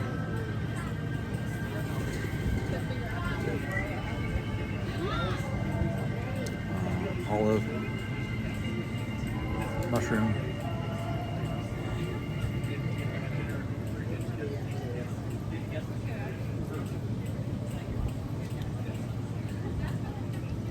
piece of bacon,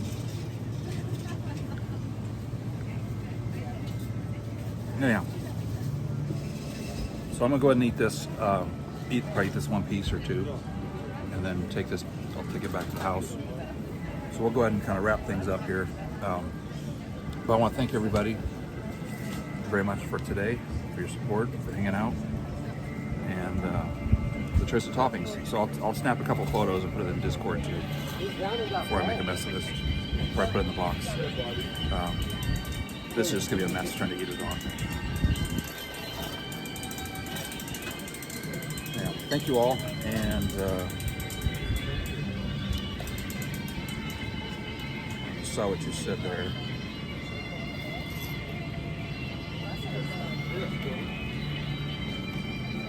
Let me just take a look here.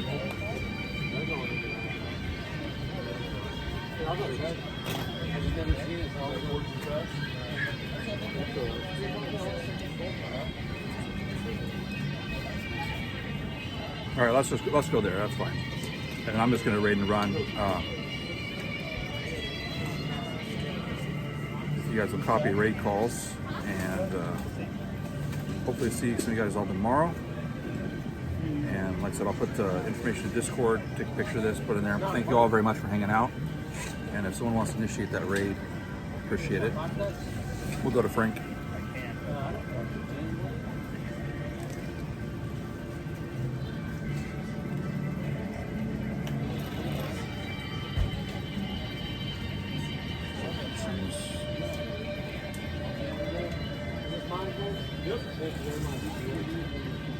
I can't see.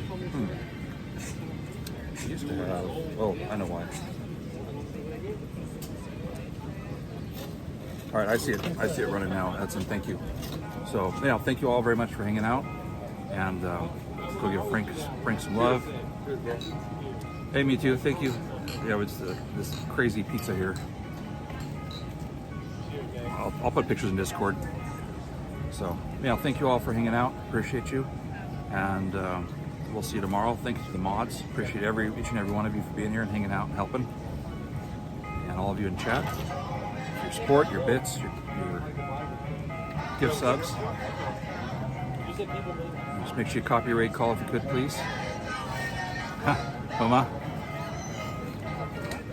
Ronnie claims those pizza. Nice little raid call, Homa. Sorry, trying to fan off some of the couple of meat bees already trying to come in here. Anyhow, thank you all, and yeah, gonna whack me on copyrights probably. All right, thank you all, and we'll see you, and catch you later.